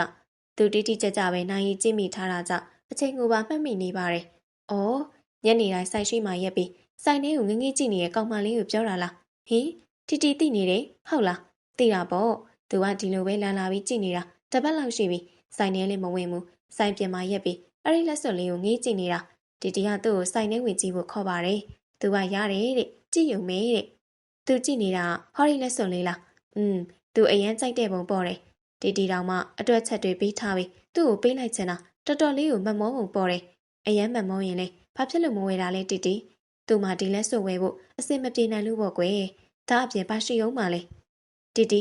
အဲ့ဒီလက်စွပ်လေးကိုကျွန်တော်ယူမယ်။တဲ့တက်ကြွနေပါလားဝင်းကျင်။ကြည့်ရတာတော့ let at first sight တင်နေ။တီတီကလူကဲခက်တော်လိုက်တာ။အိုးမတော်ပဲနေမလား။မင်းကဒီလောက်တောင်တက်ကြွနေရလေ။တခါမှလည်းမဖြစ်ဘူးပဲနဲ့။ထော်ခင်သူစားရဲ့ဆွဆွဲမှုကိုသူငင်းချက်ပြန်မထုတ်တော့လက်စွပ်လေးကိုသာဝယ်လိုက်တော့တယ်။အဲဒီနောက်သူမလာမယ့်ချိန်ကိုစောင့်နေတယ်။သူမကိုသူလက်ဆောင်ပေးရင်ကော်ဖီဆိုင်တစ်ဆိုင်ကိုခေါ်သွားမယ်။ပြီးရင်သူမကိုချစ်ခွင့်တောင်းမယ်။သူ့ကိုပြန်ချစ်ဖို့စဉ်းစားဖို့အချိန်အကန့်အသတ်မှတ်ပေးမယ်။ဒီကြားထဲသူမချစ်ကိုသူ့ချစ်တွေနဲ့တိမ့်သွင်းမယ်။အတွေးတွေနဲ့သူ့လွန်စွာကြည်နေမိပါတယ်။ဝင်းကျင်တတိလေးပါလေးထားပါအောင်။မီးဖုန်းလာနေတယ်။ဒေါခင်သူစားရဲ့တတိပေးမှုကြောင့်သူ့ဖုန်းကန်လိုက်ပါတယ်။ဘာကိစ္စလဲတင်ငေတအလုပ်ထဲကသူ့ရဲ့ personal assistant တင်ငေတကလှမ်းဆက်လိုက်တာဖြစ်ပါတယ်။အခုဒီမှာတမ်းမိတ်ပစ္စည်းစင်းတွေအရန်များနေတဲ့ကိစ္စတကယ်တော့ဒီလောက်မများသင့်ဘူး store နဲ့ production ပိုင်းမှာယူစိမ့်မှုတွေဖြစ်နေတယ်ကျွန်တော်တို့ဝန်ထမ်းတွေပြန်ပြီးတော့စစ်ဆေးတင်တဲ့ကိုအရန်ရေးကြည့်တယ်အခုလာကိမှဖြစ်မယ်ကြားလိုက်ရတဲ့တရင်ကြောင့်သူအတော်ပဲစိတ်ပြတ်သွားတယ်တင်ငေတတယောက်တည်းလုံးလို့မဖြစ်ပြန်သူနိုင်ကိုကြည့်တော့နေ့လယ်12နာရီပဲရှိသေးတယ်သူမရောက်လာမှာကညနေ4နာရီအချိန်တော်ကွာပါတယ်သူသွားပြီးဖြည့်ရှင်းပြီးရင်ပြန်လာလို့ရတယ်ဒါကြောင့်စဉ်းစားမနေတော့ပဲ factory ကိုထွက်ခဲ့လိုက်ပါတယ်သူဖြည့်ရှင်းစရာရှိတာတွေကိုဖြည့်ရှင်းပြီး4နာရီမထိုးခင်မှာဒေါခင်သူစားဆိုင်ကိုပြန်ရောက်ပါတယ်ဒီနေ့အဲ့ဒီကောင်မလေးကနေ့လယ်2နာရီလောက်ကြီးရောက်ချလာတဲ့ဝင်းကျင်တီတီလည်းမင်းကိုအသိပေးဖို့မင်းဖုန်းကိုလှမ်းခေါ်တယ်ဒါပေမဲ့မင်းဖုန်းကိုမဝင်ဘူးဖြစ်နေတယ်သူဖုန်းနံပါတ်ပြောင်းထားမှန်းဒေါခင်သူစားမသိကျွန်တော်ပဲဖုန်းကိုခေါ်တာလေကျွန်တော်ဖုန်းကိုတစ်ချိန်လုံးဖွင့်ထားပါတယ်တီတီရဲ့အေးဒါပေမဲ့လူကြီးမင်းနဲ့ကြီးပဲတိုးနေတယ်ဝင်းကျင်ရဲ့ဧကန်ကမင်းဖုန်းပြောင်းကင်ထားတယ်မဟုတ်လားကျွန်တော်အခုကင်ထားတဲ့နံပါတ်ကိုတီတီမသိဘူးလားအော်အပြုတ်ကောင်မင်းဘယ်တော့ငါစီလာဘူးလို့လေကိုတော့ချော့ရဲ့အခုသူ့ရောတီတီပြန်သွားပြီလေသူခါတိုင်းလိုဆိုင်ရှိရောက်တော့လက်စွပ်လေးကိုလှမ်းကြည့်တယ်လက်စွပ်လေးမရှိတော့တာလေးမြင်ရောမျက်နှာညှို့ညို့လေးဖြစ်သွားပြီးလှည့်ထွက်သွားတယ်တီတီသူ့ကိုသိလားအိုးကွယ်ဘယ်သိပါမလဲသိလို့ကတော့မင်းရောကဒီလောက်ရှင်တော့ကုညီမပေါ့သူ့လန်းဆုံးမှာပဲဘလို့ပဲကြိုးစားမရတော့ဒါပေမဲ့သူနောက်ထပ်တလတီတီ4နာရီရောက်တိုင်း ဒေါခင်သူသားဆိုင်ကိုရောက်လာဖြစ်ပြီးသူမကိုစောင့်မျှော်ခဲ့ပါတယ်သူမကြောင်းမလာခဲ့ဒေါခင်သူသားကိုလည်းသူမကိုတွေ့ရင်သူ့ကိုဆက်သွယ်ပေးဖို့အကူအညီတောင်းထားပါသေးတယ်နေလာရက်တွေတရက်ပြီးတရက်ကုံဆုံးသွားပြီဖြစ်ပေမဲ့တခါလေးသာမြင်တွေ့လိုက်ရတဲ့သူမကိုသူဆွဲကြည့်ကြည့်နဲ့မျော်လင့်နေမိပါတယ်သူမအကြောင်းတွေ့ရင်နဲ့သူ့ရဲ့ချက်တွေဟာသူမကိုမိသွားမမေ့စားပို့ပြီးခိုင်မြဲလာပါတော့တယ်ဒီတခါမင်းကိုပြန်တွေ့ရင်ငါရအောင်အပိုင်သိမ့်ပြစ်လိုက်မယ်အမည်မသိမင်းကလေးရေသူမနဲ့တူတဲ့လူတွေ့တိုင်းလေသူအသေးတန်ငီးကြည့်မိပါတယ်ဒါပေမဲ့သူမအောင်တခဏလေးသာတွေ့လိုက်ရပေမဲ့မြဲမြံစွာမှတ်မိသွားတာကြောင့်သူမမဟုတ်မှန်းလှမ်းကြည့်လိုက်တာနဲ့သိတာပါတော့တယ်နှစ်လရက်တွေတဖြည်းဖြည်းနဲ့9နှစ်ဆိုတဲ့ချိန်ကြီးကိုဖြတ်ကျော်လာခဲ့ပါတယ်အလုံစင်းချိန်မှာသူ့ရုံးခန်းထဲကိုတင်ငီတောက်ဝင်လာတယ်အကိုကျွန်တော်လှုပ်စင်းတော်မယ်နော်အေးအကိုရောမပြန်သေးဘူးလားပြန်တော့မှာပါတင်ငီတာဆိုတဲ့သူ့ပီရီကိုသူ့ဖေဖေလက်ထက်ထဲကကျွေးမွေးပြည့်စုံထားခဲ့တာပြတ်ပါတယ်တာမင်းနှစ်ယောက်ထိတာရှိတဲ့တင်ငီတာတို့မိသားစုကိုသူ့ဖေဖေမှားကြောက်မှုကြောင့်လူလီသိမရှိထောက်ပံ့ပေးခဲ့ပါတယ်တင်ငီတာပညာသင်ကြားနေချိန်တခြားလုံးလေးသူပဲထောက်ပံ့ခဲ့တယ်လို့ကြောက်ပြီးသွားတော့လေသူ့ကုမ္ပဏီမှာပဲနေရာပေးထားခဲ့ပါတယ်တင်ငီတာကသူ့ထက်အသက်2နှစ်3နှစ်ငယ်တာကြောင့်သူ့ကိုအကုန်လို့ပဲလေးလေးဆဆခေါ်ပေါ်တယ်သူ့ဖေဖေဦးတင်ထက်အော်စီကိုထွက်မသွားခဲ့တဲ့တင်ငီတာကိုထောက်ပံ့ပြီးအော်စီကိုထွက်သွားတော့လေသူ့ကိုဆက်လက်တာဝန်ယူခိုင်းတယ်တင်ငီတာဖေကတိတ်ကိုတစ္ဆာရှိတဲ့ဝန်ထမ်းသားရဒီတော့သူ့တစ္ဆာကိုလေးစားတဲ့အနေနဲ့သူမစုံငင်သူ့မိသားစုဖေဖေတာဝန်ယူမယ်လို့ပေးထားတဲ့ကတိကိုတရားသားကဆက်ပြီးထိမ့်သိမ့်ပေးပါကွာအဲ့ဒီစကားကိုသူအမြဲကြားရောက်ရင်တင်ငီတာရဲ့လိုအပ်ချက်တွေကိုဖြည့်ဆည်းပေးခဲ့ပါတယ်တင်ငီတာပြန်သွားတာကိုသူရုံးခန်းကတဆင့်ငေးကြည့်နေစဉ်သူလွန်စွာတန်းတနေတဲ့သူမကိုအမတ်မထင်ပဲမြင်တွေ့လိုက်ရပါတယ်တင်ငီတာနဲ့ရီရီမောမောပြန်သွားတဲ့သူမကိုကြည့်ရင်သူ့ရဲ့ရင်ခုန်သံတွေအရင်ကလိုလက်ဆက်လာပြန်နေသူမချက်ကိုရအောင်စူးစမ်းတော့မယ်လို့ဆုံးဖြတ်လိုက်မိပါတယ်တစ်ဆက်တည်းမှာပဲတင်ငီတာနဲ့သူမရဲ့ပတ်သက်မှုကိုလည်းမင်းမြတ်မှုကစဉ်းစားလိုက်ပါတယ်ရုံးမှာရေးကြီးမိတင်ရှိပေမဲ့သူ့ထားပစ်ခဲ့ကတင်ငီတာနဲ့တူတီရီပစ္စည်းအားကိုထွက်ခဲ့လိုက်တယ်။ဘာပြောချင်ရှိလို့လဲကိုမနေ့ကမင်းကိုလာကြိုသွားတာဘသူလဲတင်ငီတာအကိုသိခွင့်ရှိလားမနေ့ကတင်ငီတာကိုလာကြိုသွားတာတင်ငီတာရဲ့ချစ်သူလေးယရီမှန်ပဲဖြစ်ပါတယ်။သိခွင့်ရှိပါတယ်ကျွန်တော်သိပါ။ဘာကြောင့်အသိလို့ပြောလိုက်မိကြောင်းတင်ငီတာသူ့ကိုယ်သူနားမလည်နိုင်တော့အသိဆိုတာဘလို့အသိမျိုးလဲတင်ငီချင်းလားဒါမှမဟုတ်အဲ့ဒီထပ်ပူလားတင်ငီတာတင်ငီချင်းမှာကိုတငယ်ချင်းပဲဆိုတာသိကြလားတင်ငီတာဒီထက်မပိုဘူးလားဒီထက်ပိုဖို့ရောရှိလားဘာပြောလို့လဲကိုဖြေပါကွာအခုအတွက်အရင်အရေးကြီးနေလို့ပါတငယ်ချင်းမကိုဘာဖြစ်လို့လဲကိုဟိုးလုံခဲ့တဲ့9နှစ်တည်းကရင်ခုန်ခဲ့ရတဲ့မိန်းကလေးဆိုတာအဲ့ဒီတောက်ပဲတင်ငီတာအကိုရင်ခုန်ခဲ့ရတဲ့သူကရှစ်တီမှန်လားဟုတ်တယ်တင်ငီတာအကိုအယူမှုတွေ့တာမျက်နှာနေရတဲ့မိန်းကလေးကသူ့ပဲယတီမန်ဆိုတာသူ့နာမည်လားဟုတ်ပါတယ်ယတီမန်နဲ့လားယရီမန်နဲ့မင်းကတကယ်ပဲတငယ်ချင်းတွေနော်ဟုတ်ပါတယ်ကိုတင်ငီတာယရီမန်ကိုချက်ပါတယ်တခါဘူးမှလည်းအဲ့ဒီလိုမချက်ဘူးပါဒါပေမဲ့ထဝင်းကျင်တို့မိသားစုကသူ့မိသားစုပေါ်မှာတင်နေတဲ့ကျေးဇူးတရားတွေကိုအချစ်တကူကြောင့်သူမျက်ကွယ်မဖြစ်ပဲသူပြောညံ့နေပဲဆိုထဝင်းကျင်ရဲ့တက်ကြွနေတဲ့အချက်တွေကိုသူတထိုင်နဲ့မတက်ပြည့်ရဲ့ကိုသူနဲ့နီးစပ်အောင်ဖန်တီးပေးပါလားတင်ငီတာကိုကျေးဇူးမမိပါဘူးအခုလာမယ်ဗလက်တိုင်းဒေးမှာယရီမန်သူ့ချစ်သူကိုကံမောင်ပေါ်မှာတွေ့ဖို့ချင်းထားတယ်တဲ့အဲ့ဒါသူ့ချစ်သူမလားခင်အခုအရင်ရအောင်သွားလိုက်ပါပြီးတော့ကျွန်တော်ပြောတဲ့ဝတ်စားတွေဝတ်သွားလိုက်ပါအခုအဆင်ပြေမှာပါသူ့မှာချစ်သူရှိတယ်ဟုတ်လားတင်ငေတာဟုတ်တယ်ဒါပေမဲ့သူ့ချစ်သူကသူ့ကိုအခုလောက်ချစ်ပုံမပေါ်သူ့ချစ်သူမှာထောက်ထားစရာကိစ္စတွေလည်းအများများနေတယ်ဥပမာသူ့ချစ်သူကယရီမန်အချစ်တက်သူ့မိသားစုအရေးကိုပိုပြီးဦးစားပေးတတ်တယ်လေတင်ငေတာကသူ့အကြောင်းကိုပဲသူပြောပြနေတော့တယ်သူနဲ့ယရီမန်ချစ်နေကြကြောင်းကိုတော့သူ့ပြီးတိုင်ဖုံးကွယ်လိုက်တယ်တကယ်လို့သူတို့ချစ်နေကြကြောင်းဖွင့်ပြောလိုက်ပါကထဝင်းကျင်နောက်ဆုတ်သွားမှတေချာလုံးမာတယ်သူ့ချစ်သူကဘသူလဲတင်ငေတာသူ့အဆောင်မှာရှိတဲ့ရက်ွက်ထဲမှာပဲနေတာပါချစ်သူရှိတဲ့သူကိုအခုကျူးစားတာလူကျမှုကိုဖောက်ဖျက်တယ်လို့များဖြစ်နေမလားမဖြစ်တော့ပါဘူးအခုချစ်တွေကဖြူစင်လို့နေလေဒါကိုယရီမန်တီကောင်းတီမှာပါတကယ်လို့အခုချစ်ကိုယရီမန်လက်ခံနိုင်ရင်တော့အခုတော့ဘာမှစိတ်ပူစရာမရှိတော့ဘူးပေါ့တကယ်လို့သူ့ချစ်သူကိုပဲဆက်ချစ်နေသေးတယ်ဆိုရင်တော့အခုနောက်ဆုံးရလိမ့်မယ်အခုချစ်ကအရင်စစ်မှန်တဲ့တင်ငေတာအခုချစ်တွေကသူ့ကိုကောင်းကောင်းကြီးသိမ့်သွင်းနိုင်လိမ့်မယ်လို့အခုယုံနေပွဲမစခင်နဲ့ကသူဆက်ကရမယ့်ဇက်ဝင်ခံမပါတော့မှန်တင်ငေတာသိနေပါတယ်ချစ်သူရီးစားကိုယ်တိုင်ကတခြားသူလက်ထဲကိုဂျေဆုဆိုတဲ့စိတ်တဆနံတက်တက်ကြီးကိုထောက်ထားပြီးရောင်းစားခံလိုက်ရတဲ့ရတိမန်ကိုတင်ငေတာတနာမိပေမဲ့သူ့မှာတခြားနည်းလည်းမရှိမနေ့ပြန်ဖလက်တိုင်းထိမှမောင်ကိုမှန်လက်ဆောင်တစ်ခုပေးမယ်ဘာလက်ဆောင်လဲမှန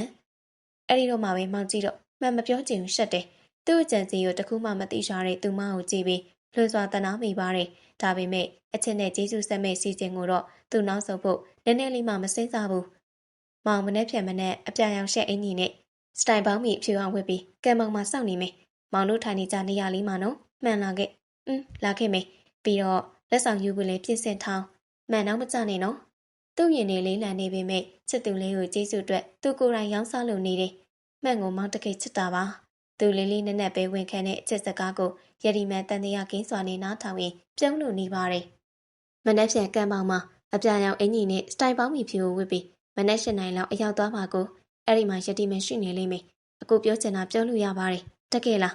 တေချာလို့လားတင်ဂီတာသူနဲ့သူ့ချစ်သူချင်းနေတာကျွန်တော်နားနေဆက်ဆက်ကြားခဲ့တာပါသူ့ပါဇက်ကချင်းပြစ်ခဲ့တယ်မဟုတ်ပါလားအဲ့ဒီကိုသွားတာနဲ့မင်းပြောတဲ့အဝတ်စားတွေကိုဘာတော့ဝတ်သွားရမှာလဲသူ့ချစ်သူကိုလည်းအဲ့ဒီအဝတ်ဝတ်ခဲ့ဖို့သူ့မှနေတာကိုယရီမန်ကအဖြူနဲ့ပြောင်အရင်ကြိုက်တာအဲ့ဒါကြောင့်တိုက်ဆိုင်မှုတစ်ခုဖြစ်အောင်ဖန်တီးပေးလိုက်တာပါအကိုကိုလည်းသူပိုပြီးမှတ်မိသွားမှာပေါ့သူပြောတဲ့အတိုင်းထဝင်းကျင်တသွေးမတိမ်လုပ်ခဲ့ပါတယ်ဒါပေမဲ့သူ့စက်ညိုနေမှာယရီမန်ကထဝင်းကျင်ကိုနမ်းလိုက်တဲ့စံတော်မပါယရီမန်ကိုယ်တိုင်စိတ်လိုလဲရပေးလိုက်တဲ့ဗလတိုင်းပရိဇန်ကအနမ်းတစ်ခုဖြစ်နေမှန်းကိုတင်ဂီတာမြက်ဝါထင်ထင်မြင်တွေ့လိုက်ရချိန်မှာမျက်ရည်ပိုးပေါက်ကြရင်ငိုနေမိပါတော့တယ်ဒါပေမဲ့သူအဲ့ဒီစက်ကြီးကိုစက်ကနေအောင်မှာပါထိုနည်းတူစွာသူမရဲ့မွေးနေ့ရက်တွေသူမရဲ့အလေးထားတွေသူမရဲ့လိပ်စာတွေကိုသူကိုယ်တိုင်ထဝင်းကျင်ကိုတရင်ပေးခဲ့ပါတော့တယ်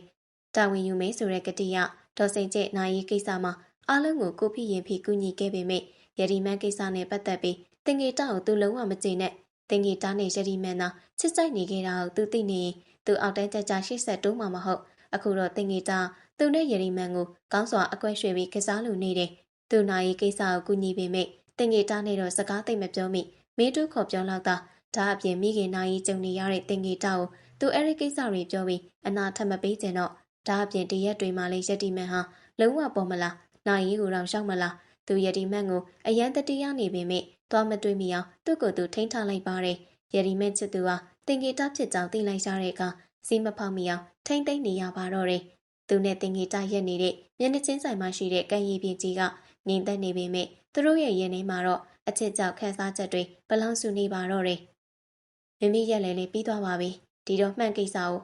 အခုကျွန်တော်ကိုပုံမှန်လင်းလင်းတိုင်ပင်လို့ရပါပြီ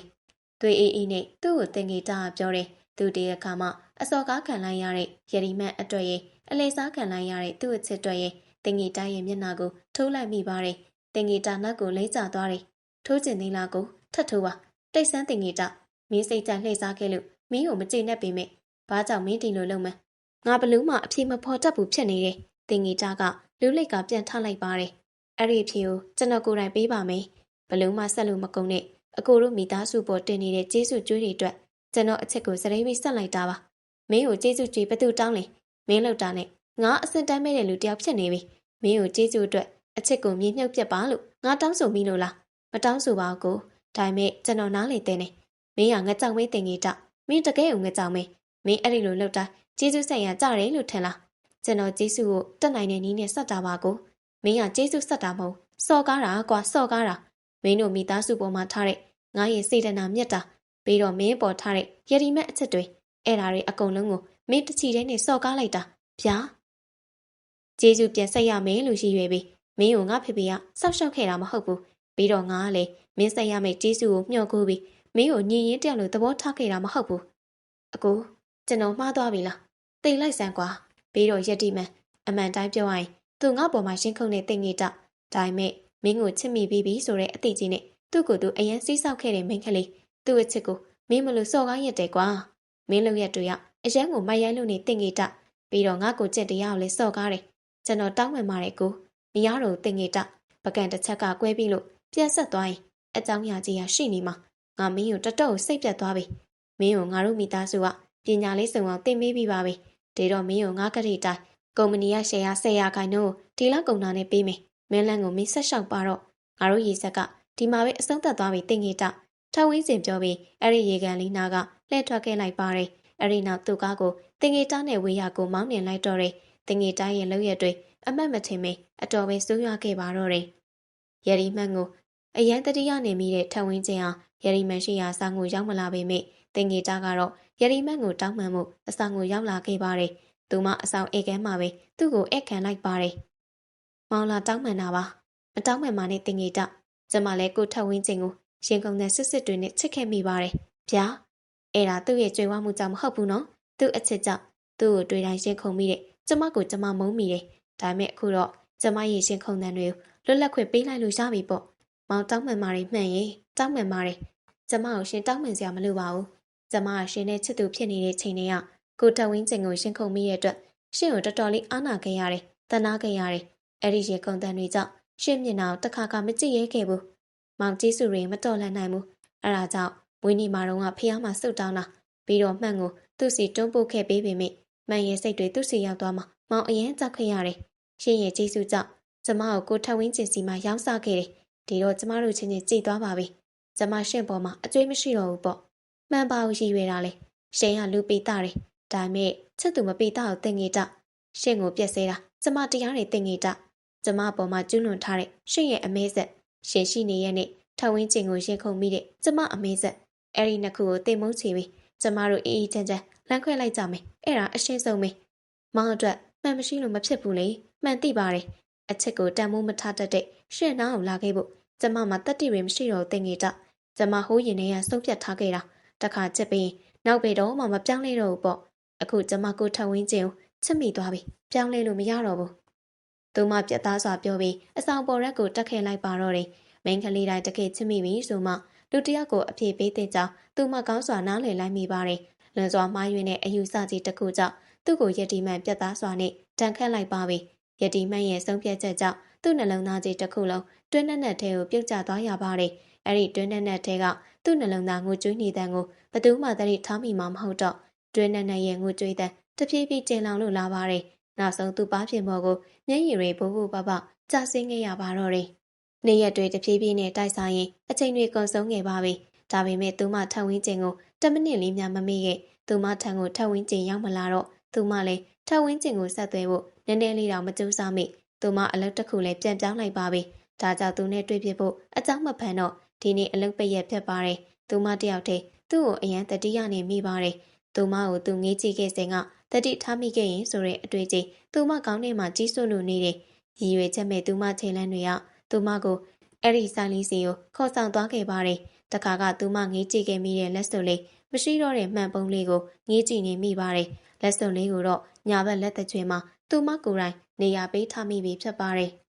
ဟိုးရင်တုန်းကလိုလက်စွပ်လေးလည်းအဲ့ဒီမှန်ပုံးလေးပြန်ရောက်ငါလည်းငေးကြည့်ပြီးငါရဲ့ညာဘက်ကိုလှည့်ကြည့်ငါ့ကိုငေးနေတဲ့သူ့ကိုတွေ့ပြီးရင်ရှင်းတွေခုံပြီးတော့သူဖိတ်တဲ့ကော်ဖီဆိုင်ကိုလိုက်သွား